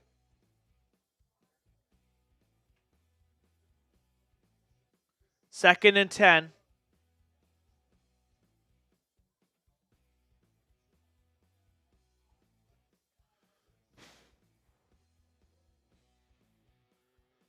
Second down and 10 here. They've run the ball well today. I'd expect them to run it again. Try and lean into Denver's weakness right now. Tim Green in the chat. Snap to Allen. It's a handoff to Cook. He bounces it outside. Gain of 1. All right. Now you've got 3rd and 8 coming up. You know the pass rush will have an opportunity. Obvious passing situation for Buffalo. Get your top 3 guys on the field. Cooper, Benito, Allen. Someone make a play. Get a sack and kick him out of field goal range. Looking at you, John Franklin Myers, too. A lot of guys at the line of scrimmage for Denver. 3rd and 8 just outside the 30. Snap to Allen. Quick throw is caught by Shakir, and he's going to get 7 yards. It's a good play call for Buffalo. Pressure's coming, so what do? You throw into the pressure, and you have strength in numbers now. Game of inches. Benito nearly tips this ball. 4th and 1. Bills offense stays on the field. This is the game. They get the first down here. They're going to kill a lot more clock. They'll go into the 4th quarter with possession and probably adding to their lead. Get off the field here. It's a one-play game. Allen, 4th and 1, takes the snap. Looking to pass. Pressure coming. Allen looking. Allen throwing to the end zone. Caught, touchdown. Touchdown, Buffalo. Ty Johnson. PJ Locke in coverage. Does he catch this? I think he's got it. I think it's a touchdown, guys. I think it's a touchdown. Oh, that's... Ball never hits the ground, and I think he has possession while he's still in bounds. Oh! Does he have possession? Like, look, does he have possession there?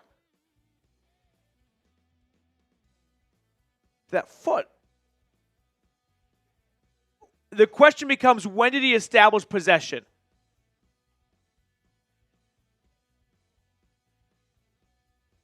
I think it's a touchdown. The ball never moves. That right foot does touch out of bounds. So the question becomes, did he have possession before that foot hit out of bounds?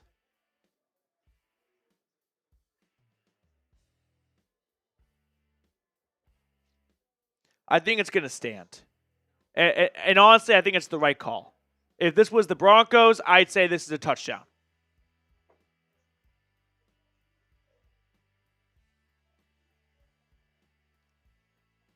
The sad thing is, I don't walk away from this game feeling like Denver's defense failed them. About to be down 21-7 going into the 4th quarter. If I told you going into the 4th quarter the Bills had 21 points, you'd feel like Denver had a pretty good chance. It's the offense and probably the missed 50-yard field goal that killed this team's chances of winning the game. And I know, like, this is their best stat, but he had a year back there. Yeah, that was Denver's pass rush failing to make an opportunity when they had a great chance. Failing to make a great play when they had an opportunity. He was standing back there like Cam Ward. Yeah, he had all day. And he makes a great throw.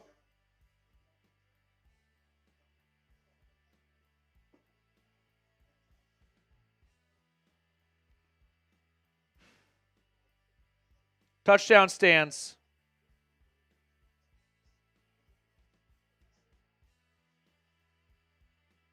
Ruling on the field stands. It is a touchdown.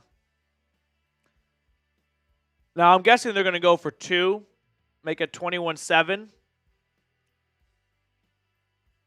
They go for 2 and don't get it. 2-score game. So, right, sorry, 21-7. I was thinking, yeah. Well, here's the good news. They scored kind of quickly on that play. if you're Denver, you got to find a way to get points in the next 3 minutes. Just like if you can go into the fourth quarter down 1 score, you're in the game. You go into the fourth quarter down 2 scores and you kill some clock in the fourth quarter trying to find your next score, it's going to feel like a much taller mountain to climb. So it is confirmed. Call stands, actually. And I think it's the right call. He's got it right there. And yeah. I'm not going to argue that one. Ball never moves. They're going to go for 2. Try and make it a 14-point game. Right now it's a 12-point game. Allen in shotgun, empty set. 2-point conversion. He's going to throw to the back of the end zone. It's caught. Keon Coleman, and we have a 14-point lead for Buffalo.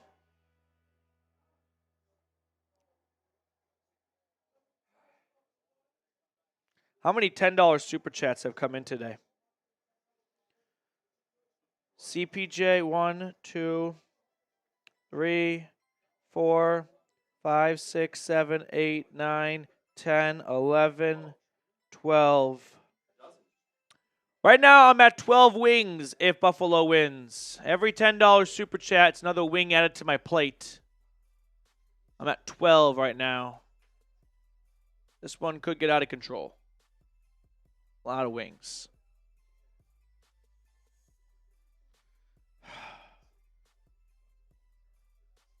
I don't think we hit bulwarks or desire best as recent Super Chats. Damn.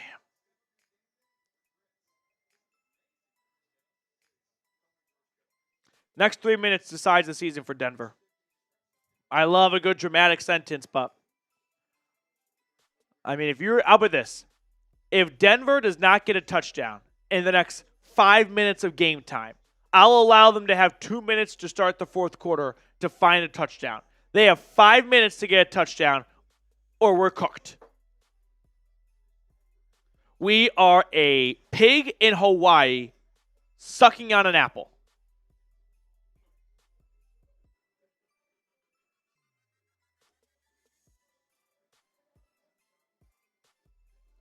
If the Broncos win, that proves there is a God.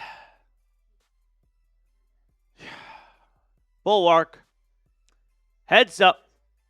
Can't change the past, only fight through the future.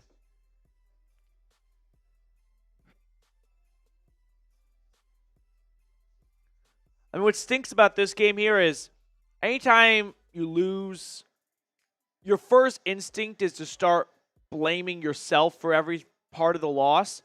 Like, give credit to the Bills here. Their offense is playing pretty well. 21 points. I'm looking at just failures by Denver's offense to do much of the football today against an okay Buffalo defense. That and, man, if you're PJ Locke, look, he's just jogging there. Oh. I don't blame Locke, really. He's like, it's been an eternity. Surely the play is over. He's not watching on TV like we are, right? He's running behind his man in the back of the end zone going, well, the last place this football is going to go is, oh, crap, it's right here.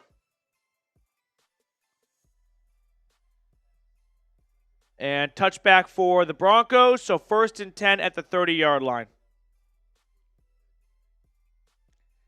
Yeah, Timothy, drop passes indeed. 2 big drops. Cortland Sutton had one, and Troy Franklin had one. Both would have been first downs.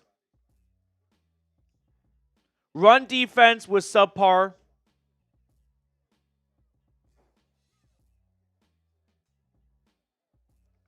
First and 10. They have 5 minutes to score a touchdown or we're done. I formation, Knicks under center.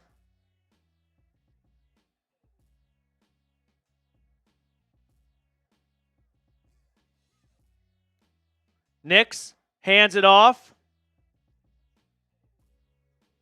Can someone explain to me why they made Audric Estime inactive today for Tyler Bidet, who has then seen 1 carry?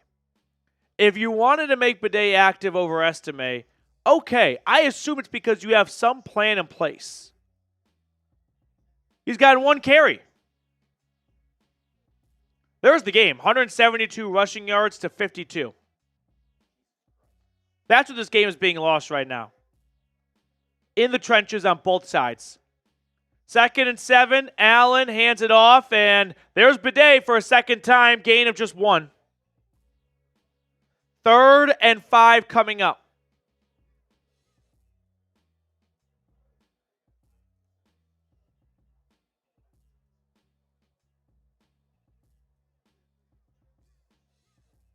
Third and 6. You almost wonder if they're going to go for it no matter what. I know there's still a good amount of time left, but Buffalo has at least always dominated the clock when they got the football. Watch for Von Miller at the bottom of the screen. 3rd and 6. Nix takes the snap. There's a flag. This is going to be a false start. Yeah. 3rd and 11. Troy Franklin jumps.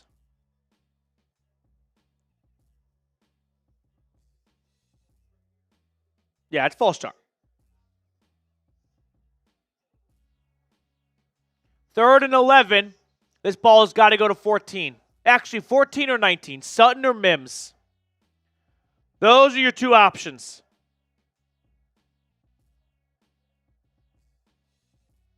Third and 11. 90 seconds and counting in the 3rd quarter.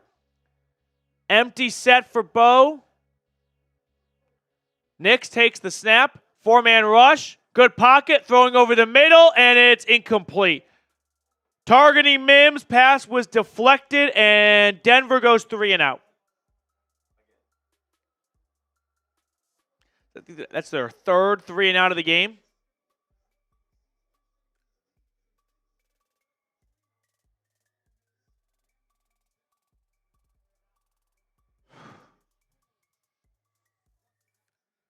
Fourth and 11. 4th punt of the day for Riley Dixon. Return across the 20, 25, 30, 35, 40. Tackled at the 41. Yeah, Dixon makes maybe a touchdown-saving tackle.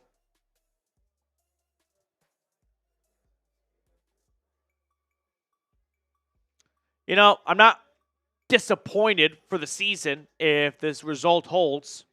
A lot to be happy about and be excited about for the future for this team. But just disappointing that they didn't come and play the best versions of themselves offensively. That first drive. Yeah, this offense is better than 7 points. First drive. First drive. Years ago. Mm-hmm. It's been 21-0 run since then. Yeah. We got to 500 likes. It's a free raffle entry. You know what? For it being 21-7 and looking a little bleak here, let's make a deal. For the next minute 20, Super Chat, 99 cents, any amount, and we'll add you to our Bo Nix t-shirt jersey raffle. Any amount gets you added to the raffle. But for the time being, we're going to pick someone out of the chat for a free raffle entry. Spam S for a stop. Need a turnover here, honestly. Need a turnover. S for stop, and we'll pick someone out of the chat for a free raffle entry for our Bo Nix t-shirt jersey.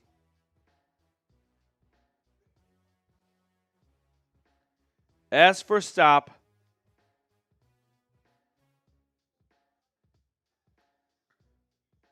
Spam S.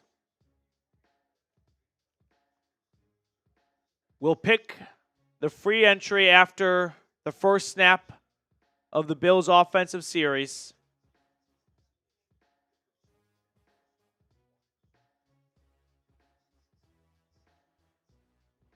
S for stop.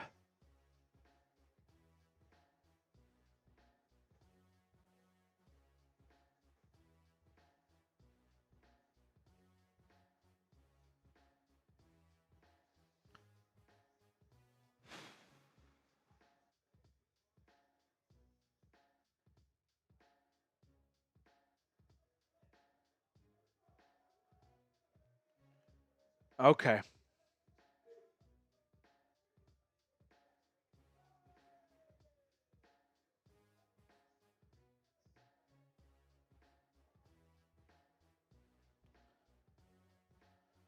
Oh. Spam S. Vibes are low. Not going to lie. Morale's down right now. It's going to take a Pat Surtain interception. Some kind of takeaway. Strip sack. The issue is you are playing the worst team for that. The Bills have only turned it over 8 times this year. Pitch goes to James Cook. 1-yard gain. All right. Let's pause the chat in 3, 2, 1. Pause it. Shelly.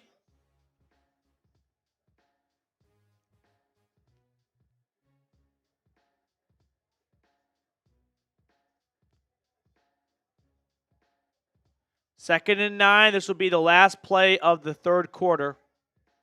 From the 42, I expect another run, and it'll be like 3rd and 6 probably to start. Quick pass to the right side, and it's a gain of 2 for Amari Cooper. 3rd and 7 is awaiting us when we go to the fourth quarter.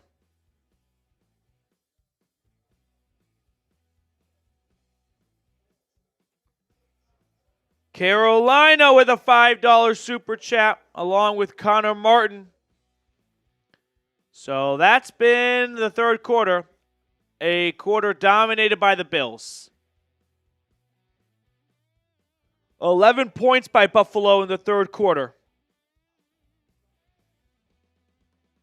Denver has been shut out the last, I want to say 3 quarters. They scored 12 minutes remaining in the first quarter. So 15, 30. They've been shut out for about 41 minutes now. Thank you for the super chat, Carolina. Your support of the channel. Connor Martin. Same goes for you, Connor. All raffle entries. I always wonder why Masters commercials start so early. Like, why do they spend on advertising? Doesn't the Masters kind of feel like something that doesn't need to spend on advertising because everyone tunes in anyway? Well, then CBS is losing that ad spot to make money from someone else. If that ad spot runs for $50,000, they're missing out on $50,000 from Nick Lopez Enterprises because they could be making money in that spot. I think they advertise on ESPN too, though. Yeah, I feel like the Masters is like root beer. Like, yeah, there's no advertising. Exactly. None needed. You just have it. Right.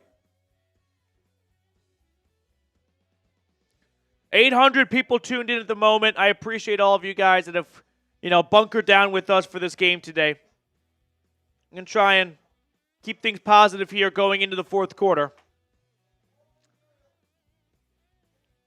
Was really optimistic today. And no one likes the I told you so guy, but the reasons why I was optimistic are kind of true right now. Like, you got 21 points by Buffalo going into the fourth quarter. You can work with that for an offense that scores about 30 points. Just Denver's offense didn't come to play. I was going to say the defense has done as much as they could against the Bills. To hold they held Josh Allen to 69 yards in the first half. Josh Allen is 1 for 3. The Bills' offense is 1 for 3 in the red zone. If we're going to be critical of the defense, it's been the run defense. They have done their job of not letting Josh Allen pick them apart. But the run defense is what has killed Denver's defense today. 3rd and 6 to open up the fourth quarter.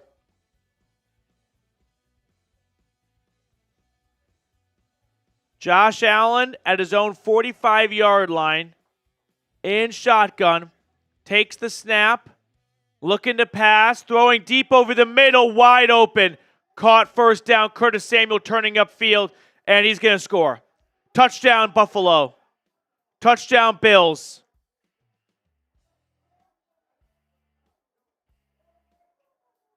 Well, the defense didn't come to play that time. That is, we've got no gas left because we don't even feel like the offense can do their part. Touchdown, Curtis Samuel, a 55-yard touchdown from Josh Allen.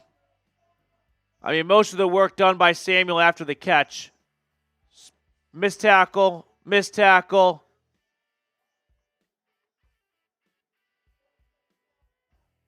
That's game.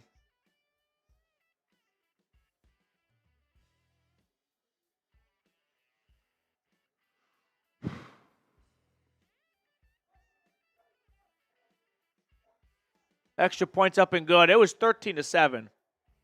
4 minutes ago. Right? And we were talking like, all right, force a field goal, 16-7, score early in the fourth quarter. One score game like that.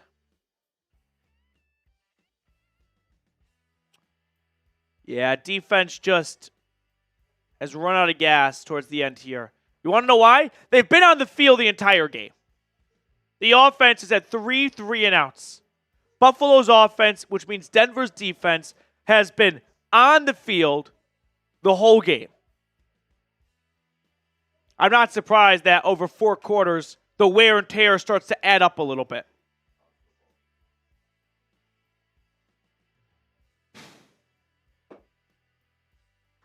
Now I'm trying to think of where the blame begins. Where do you guys think? Super chat or get in the chat, whatever. Let me know. Where does the blame begin?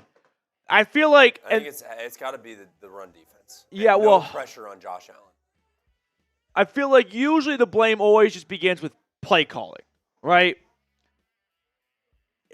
That's fair. I mean, the offense in but general. I feel like play calling critiques have to stem from play calling at the goal line, play calling on 3rd and short. They never got in those positions. They never put themselves on the goal line, right? You can blame, take Texas, Ohio State, play calling on Sark for the pitch.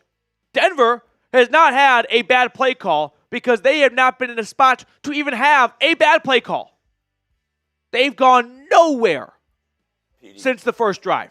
You have said this the past couple months, weeks, is the run game will kill them.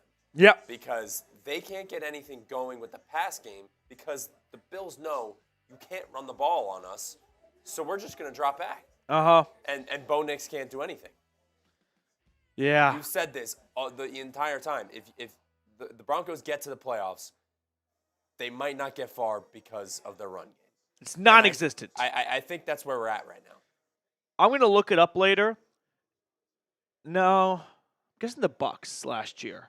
It's one of the worst run games to ever make the playoffs. Desire best.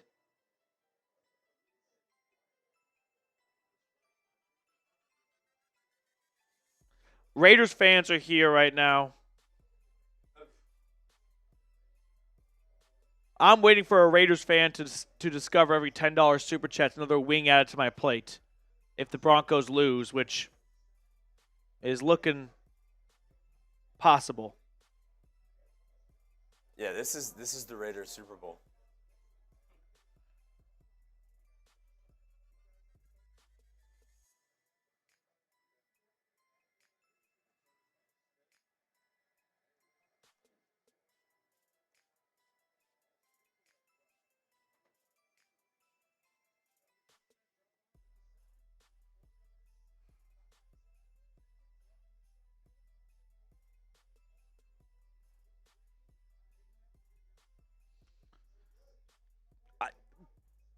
The run game for the offense and the defense, Denver's inability to run and their inability to stop the run is probably the number one culprit of this result. It got this way because the Broncos could not move the ball down the field, and the Bills ran the ball down the field and put themselves in good positions to put points up on the board.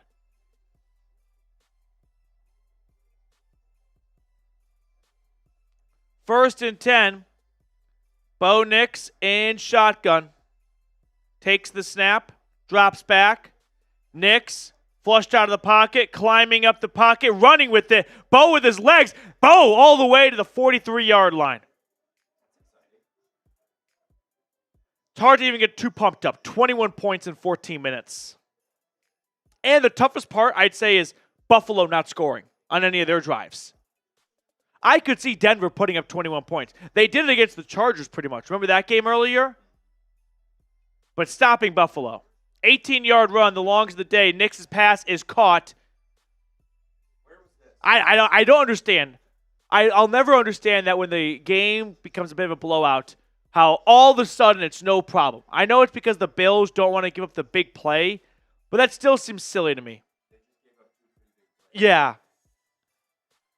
1st and 10, they're all the way out to the Bills' 44-yard line. Snap to Nix, throw to the right side is caught, first down. Oh boy. Here it becomes. Raiders fans have infiltrated. Enjoy picking 6. Get ready to learn, not a quarterback. 1st and 10. Snap to Bo. Nix pump fakes, runs.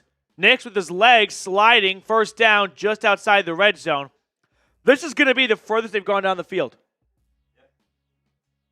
Oh, crap. The wings are starting to add up now. Yeah. First and pre-snap whistle. Raiders. I'm not even going to try. Oh, fuck. I think that puts us at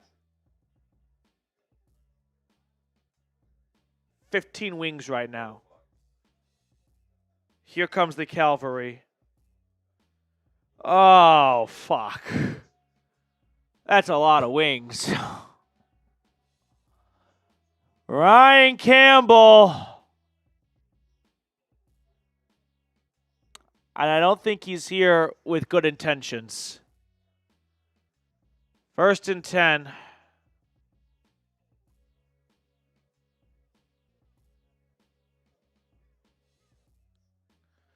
Oh, boy. Here we go. So much for a new year, new me, new diet. Here's 20 wings. And I won't be a pussy about it either. No boneless. Traditional all the way. I don't want to think about it. 1st and 10. Probably a half of barbecue and traditional. Got to have like different flavors to keep your taste buds guessing.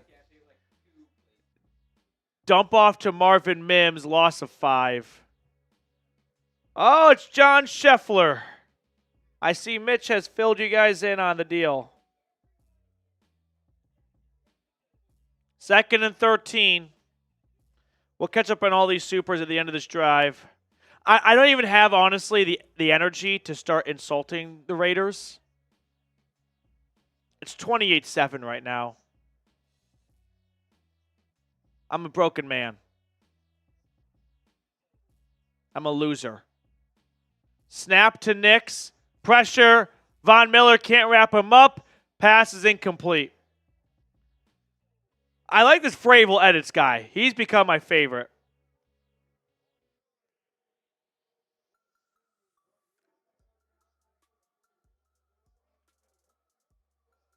Oh, Fravel's a Broncos fan. I'm sorry, Fravel. I thought Fravel was a part of the Raiders mix there. That's why. But I was like, wait a minute. Fravel's on this helmet. I know Fravel edits. Right now I'm getting just like pre-PTSD of every $10 super chat just being someone who's not here for my happiness. 3rd and 13. It's 4-down territory. And Denver burns a timeout. You probably needed that if you had wanted any chance of making a stop and getting the ball back. So let's run through the super chats from Raider Nation.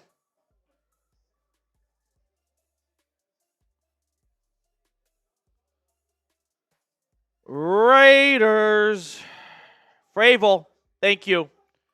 This game is a lot closer than the score. The refs calling the BS roughing the call on Mims.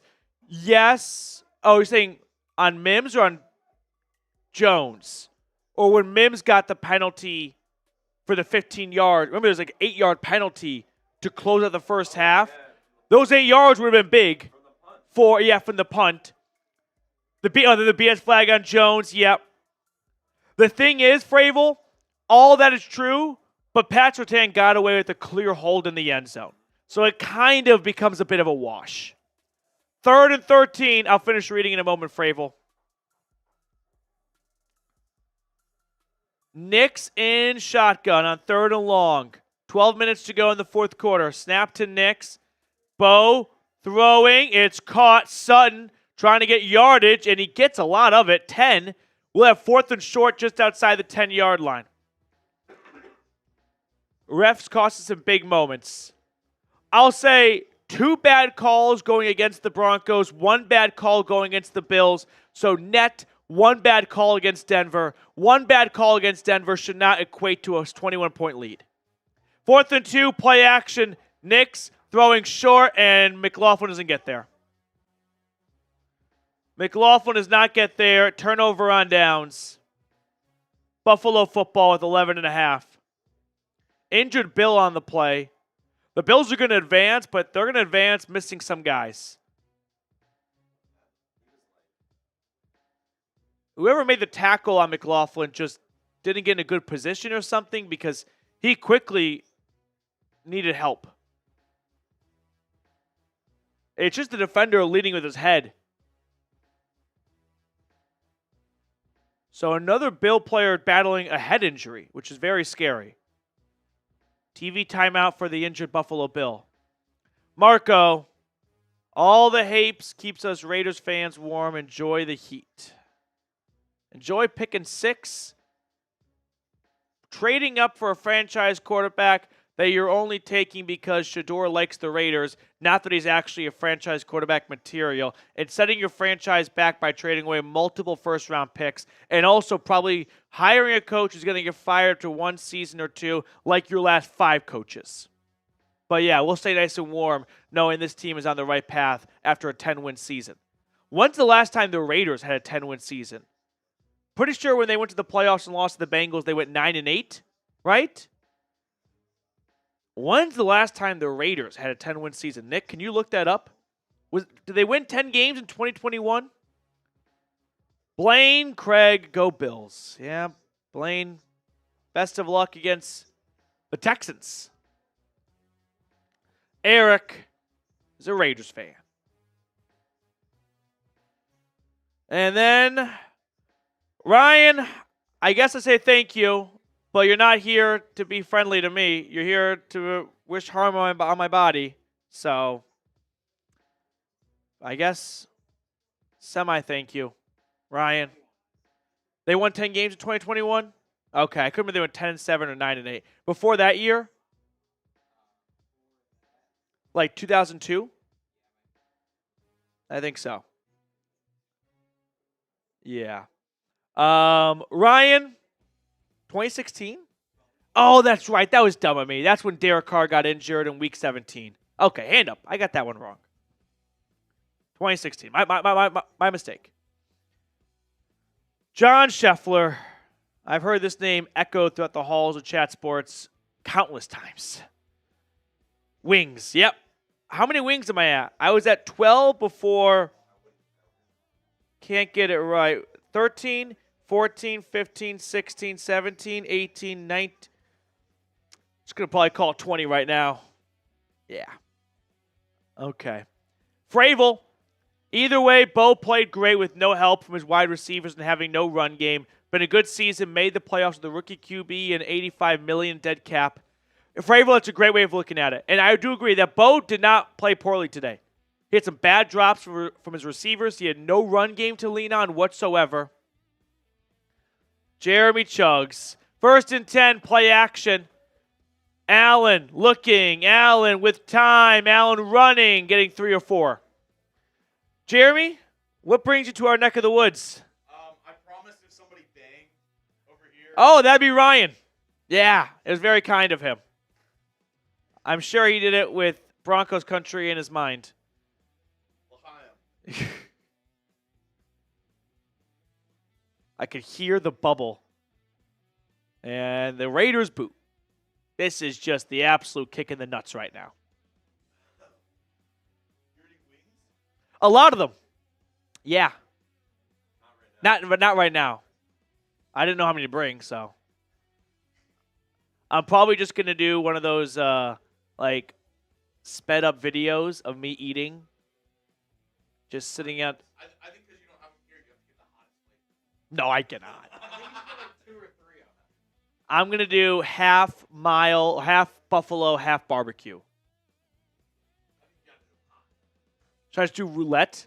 Like, I don't know which one I'm getting. Eye mask on for each one.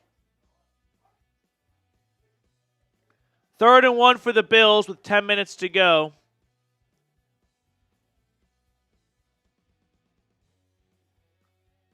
Allen under center, looking to pass, and he finds his receiver for a gain of 2 and a first down. Let's catch up on some of the other supers here. We are 11 subscribers away from 31,800, so make sure to subscribe. We'll have more content throughout the off season. I don't feel like being mad is the appropriate reaction. It's more of just, well, not that we all saw this coming, but you play the 2 seed. So, successful year for all the reasons Fravel Edits outlined with rookie quarterback and number 1 in dead money. But it still, in the moment, doesn't hurt any less. It'll hurt less tomorrow when you remember all those things. But today, it doesn't hurt any less. For Chugs, Donkeys going home. Bye-bye. I mean, we'll meet you guys in Cancun, but you've been there for a long time now. Rebel, Montana. It's time to take my pet donkey for a walk. Faster boy. Me and Marsh have more wins than the Broncos' hopes and dreams. Come by and Bo Nix to Mitch. I don't really know what the last part means, but if you want Bo Nix, Mitch has a lot of tweets to delete. Throw out to Khalil Shakir on 2nd and 11, and he, what the fuck is going on? Should have been 3rd and 12, 3rd and 11. Instead, it's 3rd and 4. I'll also add yards after contact as a big reason why Buffalo was successful today. Fravel, the 8 yards cost us momentum before the half with the field goal. The flag on Jones' hit cost us getting off the field. Same with the drop. They called a touchdown. Momentum is huge in these games. Just want a fair game. Fravel Edits, I understand, but, like, I think it was a touchdown. You can't ignore that Denver got away with no flag on Pat Surtain for a defensive holding.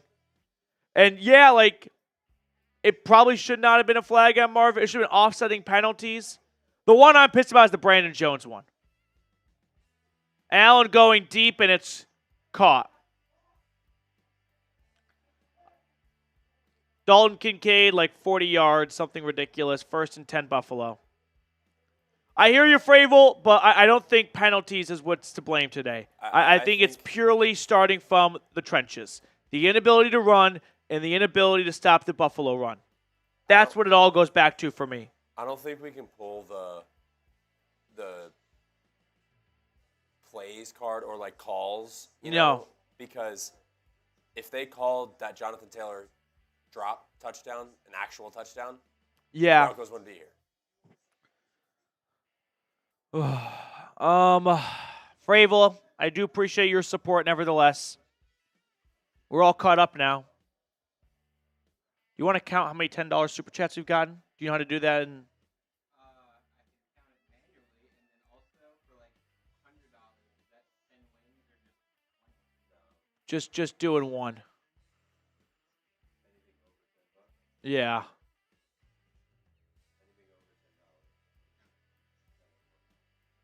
I think I'm close to 30 wings. Yeah.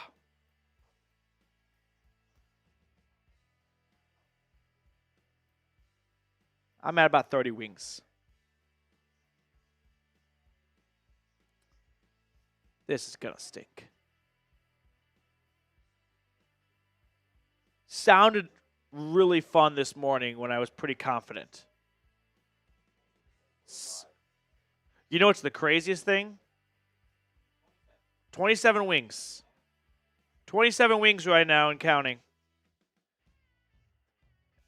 Incomplete on 1st and 10.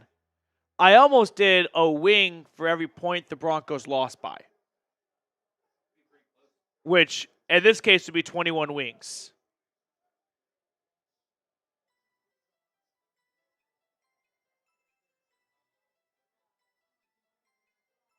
Good no call.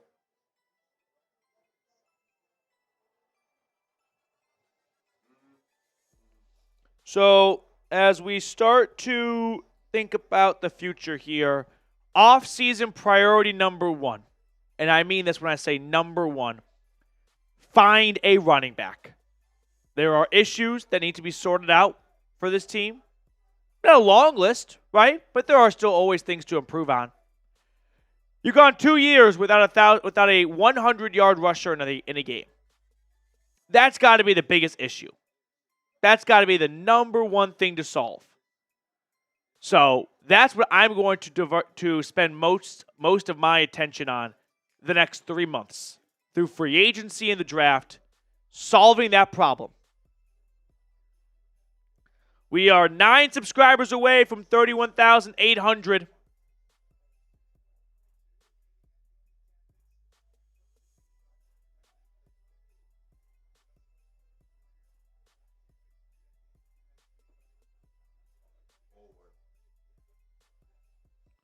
Second and 10. Bulwark. $5 super chat.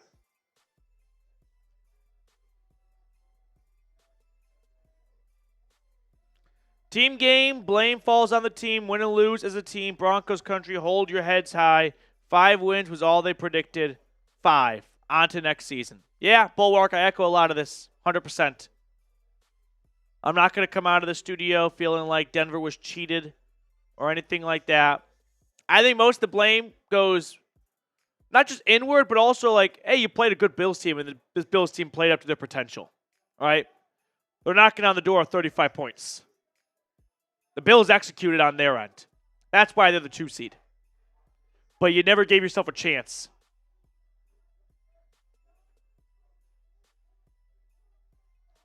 Second and 10, snap to Allen. His pass is caught, and it's going to be 1st and goal.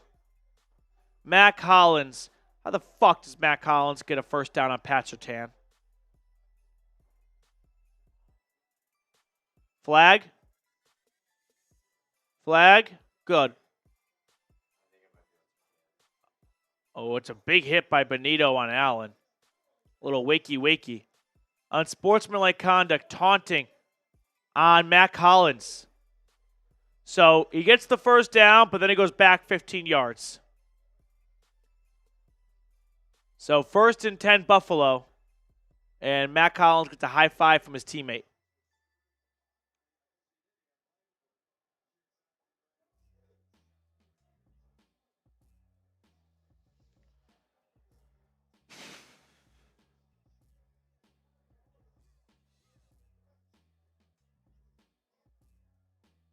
What does Mac Hollins do?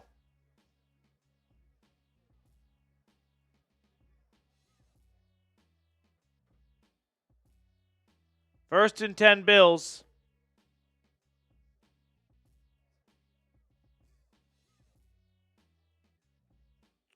Before the game, I was like, either the Broncos are going to win or the Bills are going to blow them out. And we're looking at 35-7. It was 13-7 in game time like 15 minutes ago. With like 5 minutes to go in the third quarter, it was 13-7. 5 minutes to go in the fourth quarter, it's now 28-7, about to be 35-7.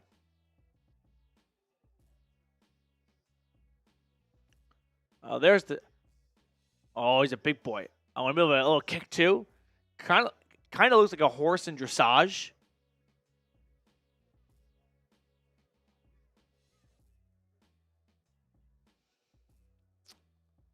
Damn. Couldn't even cover 9.5.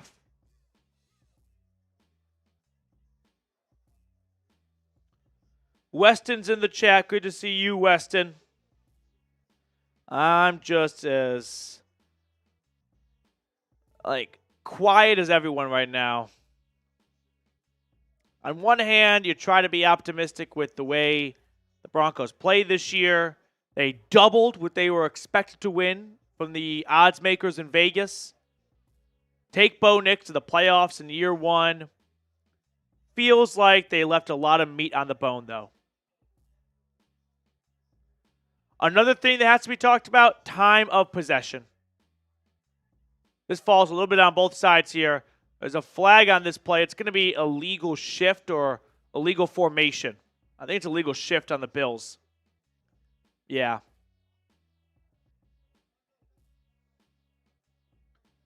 I mean, offense, three and outs today. And the defense, bend don't break for up until it really just became out of control. Sure, would have been nice to see them get some stops earlier, get off the field like that Brandon Jones. It would have been 3rd and 12. Instead, it's 1st and 10. They put up a touchdown afterwards. But I go back to the offense first things first. If you're looking for a boogeyman, if you're looking for someone to point the finger to, start with 7. 1st and 15. Allen throwing deep, incomplete. 2nd and 15. Defensively, they just kind of ran out of gas today. They were on the field for the entire game. So I'm not surprised that on the field, over the course of 4 quarters against Josh Allen, you're just going to start to slip up a little bit here and there. Broncos offense could not move the ball, control the clock at all. It was a revolving door for Denver's defense. Walk off the field, walk right back on. A run for Ty Johnson on 2nd and 15. He gets about half of the yardage-ish. And we'll have 3rd and 10, 3rd and 9 coming up. Oh, yards after contact too, which I think that's also just credit to the Bills. They are executing. It's not always just things you did wrong. A lot of times it's give credit to the opponent. They are fighting for extra yards, and they are getting those extra yards. That's why they are a good team.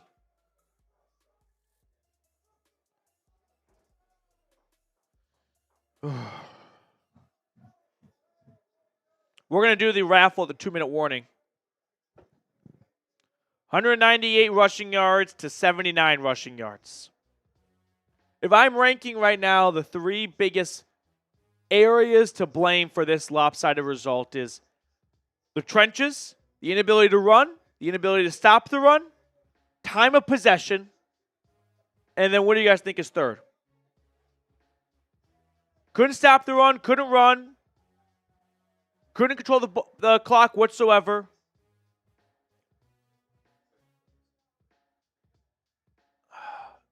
Special teams, a missed 50-yarder, but, 10-10 at the half, that would have been a nice mental boost.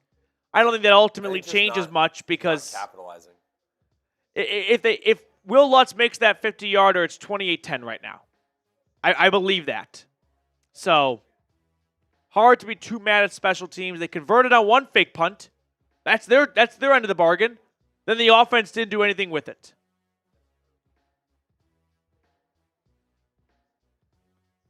For me, it's losing in the trenches on both sides. Time of possession heavily favoring Buffalo. And probably the offense kind of failing Nix. Drop passes and then circling back to point number 1. No run game whatsoever for your rookie quarterback in his first playoff game on the road. Everything was on his shoulders.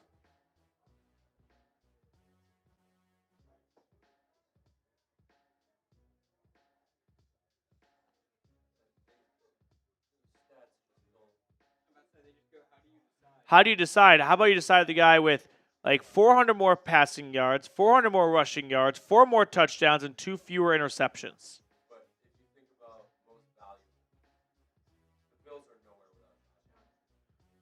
And the Ravens without Lamar? What are the Ravens without Lamar? Field goal is up and good. The Ravens' defense was one of the worst to open up the year. Yeah. Invade the moon! Bulwark with some super chats. Let's hit these supers here. Bulwark, by the way, no go on naming your son Bo. Not that he was bad today, but just not the right vibe. Let's save it for your second child. I feel like naming your son Bo after losing a playoff game is kind of a weird vibe. You're kind of setting your son up for then being like a loser. Let's wait until there's some success. How many wings? What were they at? We at 27 wings, you said? 28 wings right now. I'm at 28 wings. If we get to 50, I don't know what I'm doing. I'm screwed. Because I'm also a big clean plate club. I eat every bit of a wing. I know there are some people who take 2 bites and they leave so much meat on the bone. When I'm done, it looks like a vulture just came through.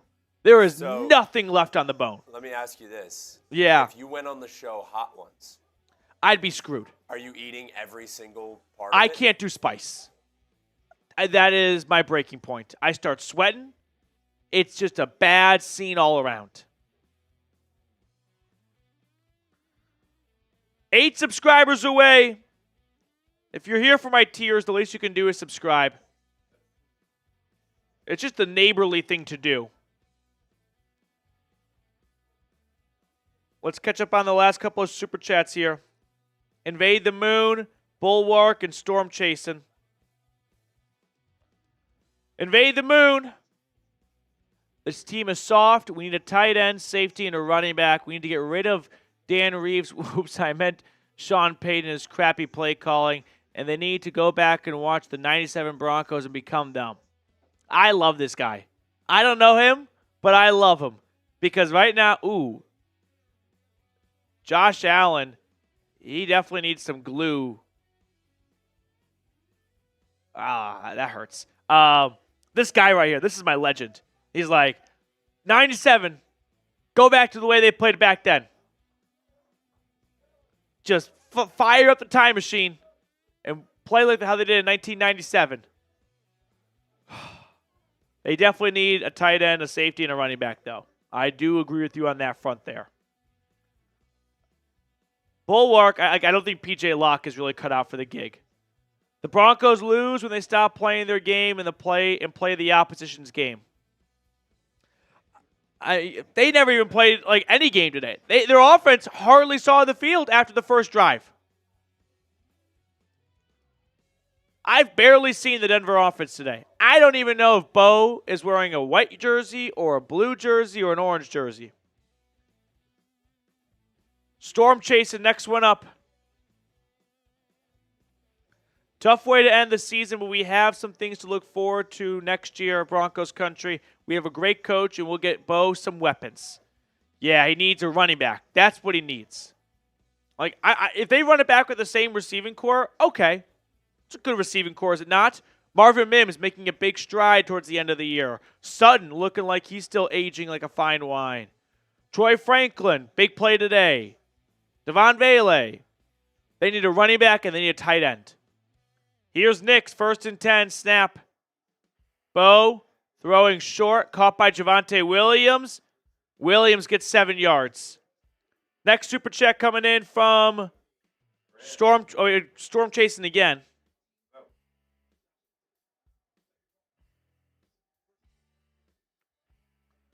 We wouldn't be here without Sean Payton, guys. Yeah, I'm not here to throw Sean Payton under the bus. Sean Payton doesn't drop every pass. Sean Payton's not the one losing at the line of scrimmage. Sean Payton took a team that had $85 million in dead cap space, or dead money, to 10 wins in the playoffs.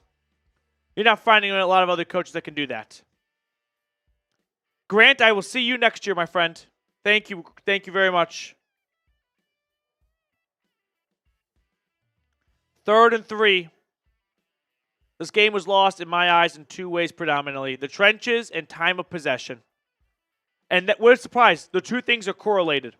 Run the football well, control the clock. Knicks on 3rd and 3, looking, and he's sacked. He is sacked. Loss of like 15. Gregory Rousseau, I think that's the first sack of the day for Buffalo. Knicks has been protected well. His offensive line has played well. Held on to the ball just too long in that time. No one's open. Literally nobody's open. I don't know where. Yeah, there's nowhere to go with it.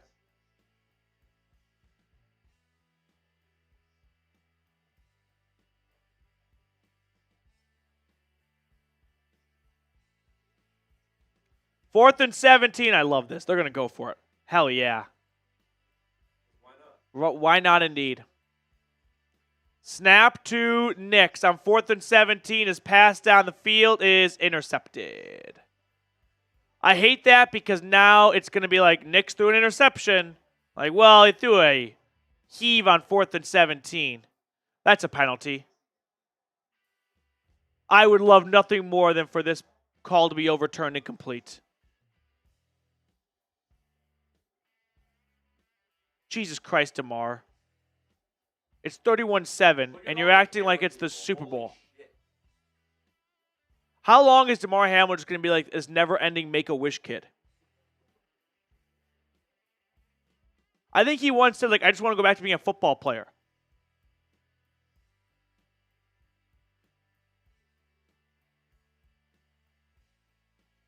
Does he catch this? No, incomplete. Incomplete. Incomplete.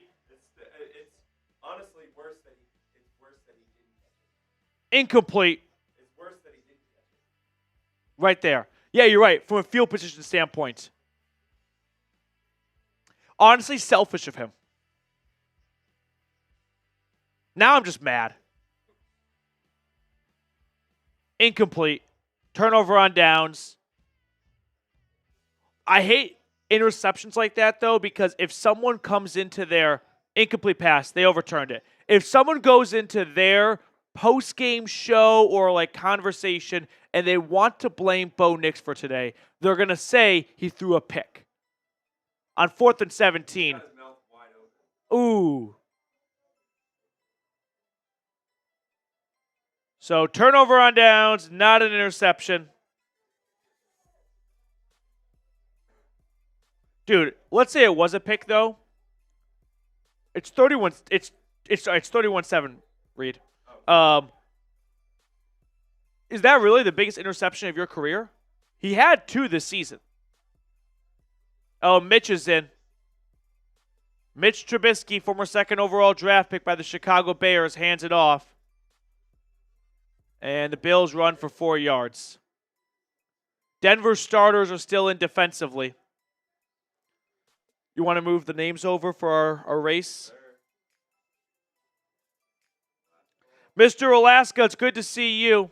Last call, send in any super chat. One last call right now. You got like 60 seconds. And we'll add you to a Bo Nix t-shirt jersey raffle. A Bo Nix jersey. Police, thank you so much for watching with me all year. It's always so fun to see the same names in the chat. You're one of them. 2nd and 2. Handoff. Just don't get the first down. No.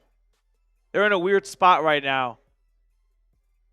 I don't know if mathematically they can kneel it out. I guess so. Coming out of the 2-minute warning. 3 straight kneels. No, I know. Like 40, 80, 120. I don't know if you can kneel it out. You kind of need to play to take like 5 seconds. Well, Mitch Trubisky's rushing yards are about to get demolished. He's about to go back like 10 yards. All right. Time for our Bo Nix jersey raffle. And then as soon as that's done, Reed, we'll jump right into the post-game show. And if you can start with the description stuff. I just do that now, whatever. I do appreciate everyone that watched the game with us today. Make sure you subscribe to the channel. Trying to get ourselves to 32,000 One more for Bulwark.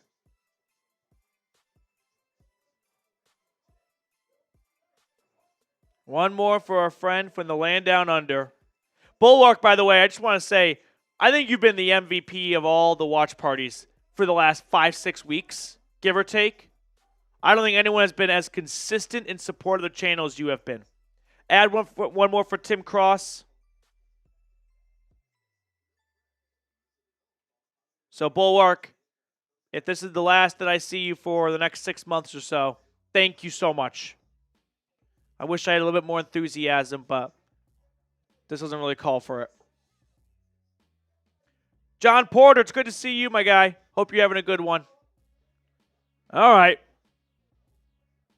Here we go. Here's everyone.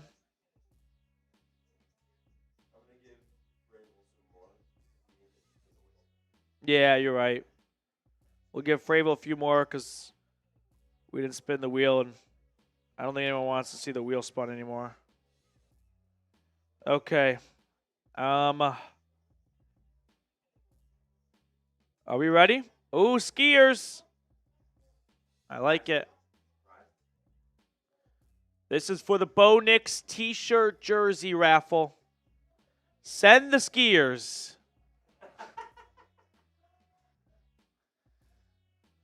I'm sorry. Here, stop it. We got to add Sean. It's too early for anyone to be upset.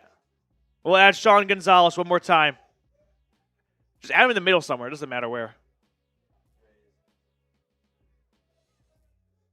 Sean, you get another one. You're lucky I like you, Sean. Reed was ready to continue down the slopes. All right. Here we go. And then while they're skiing, if you can get the post game ready. So it's going to be 31-7, the final. I'm still not convinced Buffalo can kneel it. Oh, they're in victory formation. I guess I just am bad with numbers.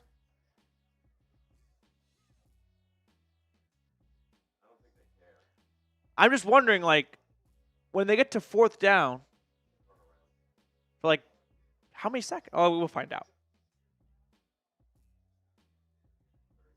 Halfway through, who's it going to be? If Sean Gonzalez wins, that'd be incredible. Last 20 seconds.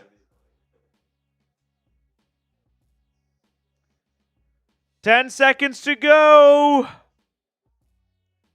And I think I ended with 27 wings. 5, Elijah Munson! No!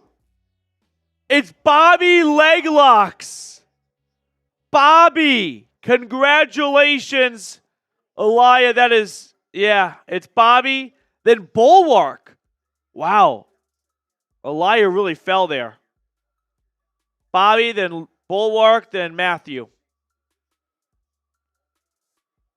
So, Bobby, Reed's going to put my email at the bottom of the screen. I just need you to email me your size and address so that I can get you your Bo Nix jersey.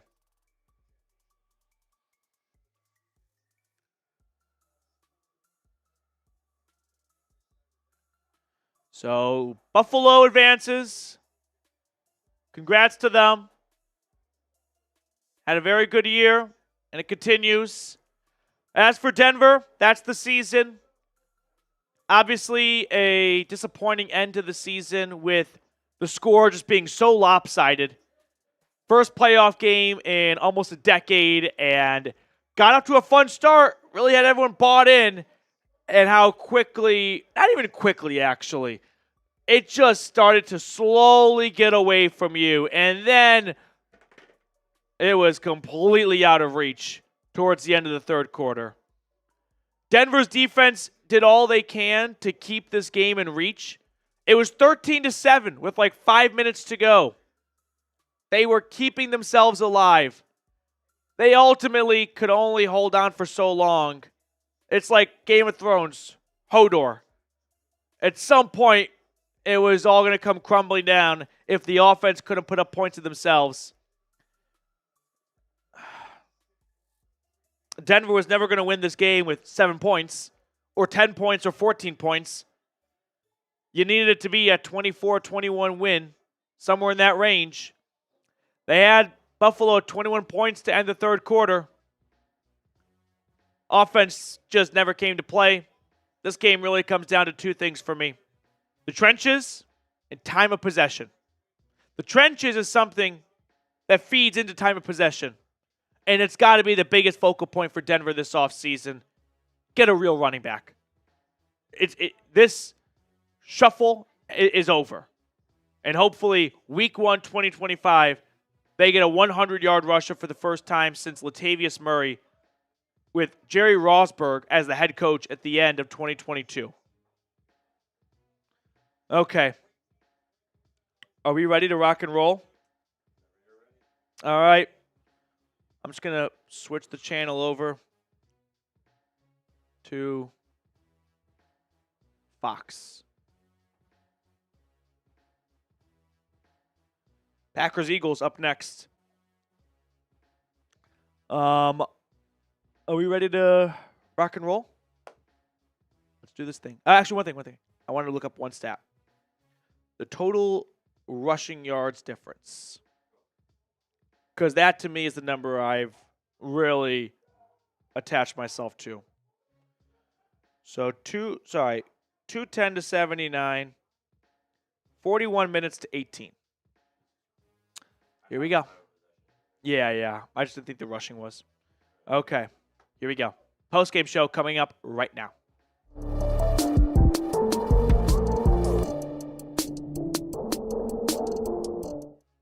The Denver Broncos season is over. They got stomped by the Bills, 31-7. This will sound crazy. This game felt a lot closer than 31-7. I mean, it was 13-7 halfway through the third quarter. Ultimately, Denver's defense could only hold on for so long, and ultimately, they just ran out of gas, and the offense never came to play after the first drive of the game, which was the ultimate, tease. I mean, right off the jump, Troy Franklin, 43-yard touchdown. I'm like, we're really in this game. But ultimately, this loss, I think, comes down to two things. And the two things are connected. The trenches and time of possession. Denver's inability to run the ball, an inability to stop the run, and both those things factored into one of the most lopsided times of possession I can remember. 41 minutes to 18 minutes. 2/3 of the game plus Josh Allen was on the field. That is an awful strategy for slowing down the Bills. Step one for slowing down the Bills, keep Josh Allen on the sideline. There's two ways to do that. Either your offense has long sustained drives and kills a lot of clock, or your defense forces a ton of 3-and-outs. It's not likely that Denver's defense is going to force a ton of 3-and-outs against Josh Allen and the Bills. Some, maybe, but not a lot. But the offense is where I come back to. Denver's offense is the ultimate boogeyman, point the finger to. And I'm not even going to point the finger at Bo Nix specifically. I thought he played a pretty good game, given the drops around him by the receivers and the inability for Denver to run the ball whatsoever. 17 carries for 79 yards. The Bills outrushed the Broncos 210 to 79. I don't know what's more embarrassing, that or the time of possession. But the fact that Buffalo was able to run the ball at will and Denver could not run the ball to save their life, both those things fed into Buffalo's ability to have these long 5+ minute drives, of which they had many and several, and Denver's inability to hold on to the football and march down the field and give their defense a breather, and more importantly, keep Josh Allen on the sideline. And by the end of the third quarter, it was over for Denver. I mean, the penalties, the flags, they're going to be discussed. I'm just going to say the unpopular opinion right now. If you feel like Denver lost this game because of the officials, I think that's lazy. Was that a penalty on Brandon Jones? No. What it was a bad pass from Josh Allen. He put his receiver in a bad position, and I thought Brandon Jones could have only played that one way, the way he did. If he does nothing, he watches that player potentially catch a first down pass. He doesn't hit him with the head. goes to the shoulder. Not his fault that the receiver is laying out head down. I don't know how Brandon Jones plays that any differently. But here's the fact of the matter. That's one call that goes against Denver. You could argue the penalty on Marvin Mims to close out the first half, which set them back 8 yards, and then kind of factored into Will Lutz missing a 50-yarder. If they're 8 yards closer, it's a 42-yarder, and I bet Will Lutz makes that kick. And if he does make that kick, I bet Denver loses 31-10. So I don't walk away from this game going, this all comes back to bad officiating. No, it doesn't. Sure, they were on the wrong side of some judgmental calls. They also benefited from the referees not seeing Pat Surtain clearly hold Dawson Knox or Dalton Kincaid in the end zone. Now, I will add that Bill Venovich, the referee, going up to Josh Allen during a TV timeout, who was sitting on the bench, having a conversation with him, and patting him on the shoulder, I have never seen that before. On the field, one thing, but to come onto the sideline and basically kiss him to say, I'm so sorry, that just screamed, hey, Josh, we missed it. Please don't be mad at us, and we're going to make it up to you on this next drive. And that, to me, was the Brandon Jones call. So if you want to cancel those things out, then fine. Denver got a little bit screwed over with the penalty on Marvin Mims, but that's not the issue here. The issue is what's been the issue for Denver's offense all year. They can't run the football. They have no run game whatsoever. And it showed. Bo Nix, in a playoff game, he needed a little bit of help from the run game. Right? And what did he get out of it? Himself being the best rusher. Javonte Williams just played his last game for the Broncos. We'll never see him in orange again. 7 carries for 29 yards. Thank goodness they made Audric Estime inactive today so that Tyler Bidet could get 2 carries for 8 yards. Jaleel McLaughlin, I think we saw him get, 3-4 carries? No, nothing. Look at the box score. 2 carries for -2 yards. Yeah. If Bo Nix does not have a couple of those runs when the game is pretty much over, we're looking at 13 carries for about 37 yards. That's Denver's ground attack. 13 carries for 37 yards. You want to be mad at something or someone? Be mad at that. That's the biggest culprit here of all things. I don't look at the 31 points and go, Denver's defense failed them today. Denver's defense, let's go and back in time for a second. This game was 13-7 with 3.5 minutes to go in the third quarter. I know things went horribly downhill after that, but that's not the culprit here. It's that Denver could not run the ball to save their life. To me, that's what it comes back to. So with that being said, you want us to start talking about the future here? The future for the Broncos, like this offseason? Priority number 1 is find a running back. The last guy to rush for 100 yards was Latavius Murray at the end of the 2022 season. 2 straight regular seasons without a 100-yard rusher in a game. That is, without a doubt, in my mind, priority number 1. It's got to be at the front of their minds when they are going through free agency, when they are going through the draft. It has to be the first problem that they try to address. Meaning, they have to come up with a plan to solve that issue. If the plan is to solve it in the draft, fine by me. If the plan is to solve it in free agency, fine by me. But they have to have a plan. And it's got to be the first plan they cook up. Because all the other issues today would have been softened or alleviated with the run game. You're mad about time of possession? Get a running back who can run the football, and you'll have a couple first downs, and you'll keep Josh Allen on the sideline. You're mad about 31 points? Well, imagine the defense playing 2/3 of the game and not surrendering 31 points. Get an offense that can run the football and keep Josh Allen on the sideline. All the issues today came back to Denver's running backs' inability to run the football whatsoever. Disappointing. Ultimately, kind of walk away from this going, sucks today, but a lot to be proud of for what they accomplished given the circumstances. Their preseason win total projection, 5.5. Rookie quarterback. $89 million in dead money. Number 1 in the NFL. And they go out there and when they win 10 games and make the playoffs for the first time since 2015.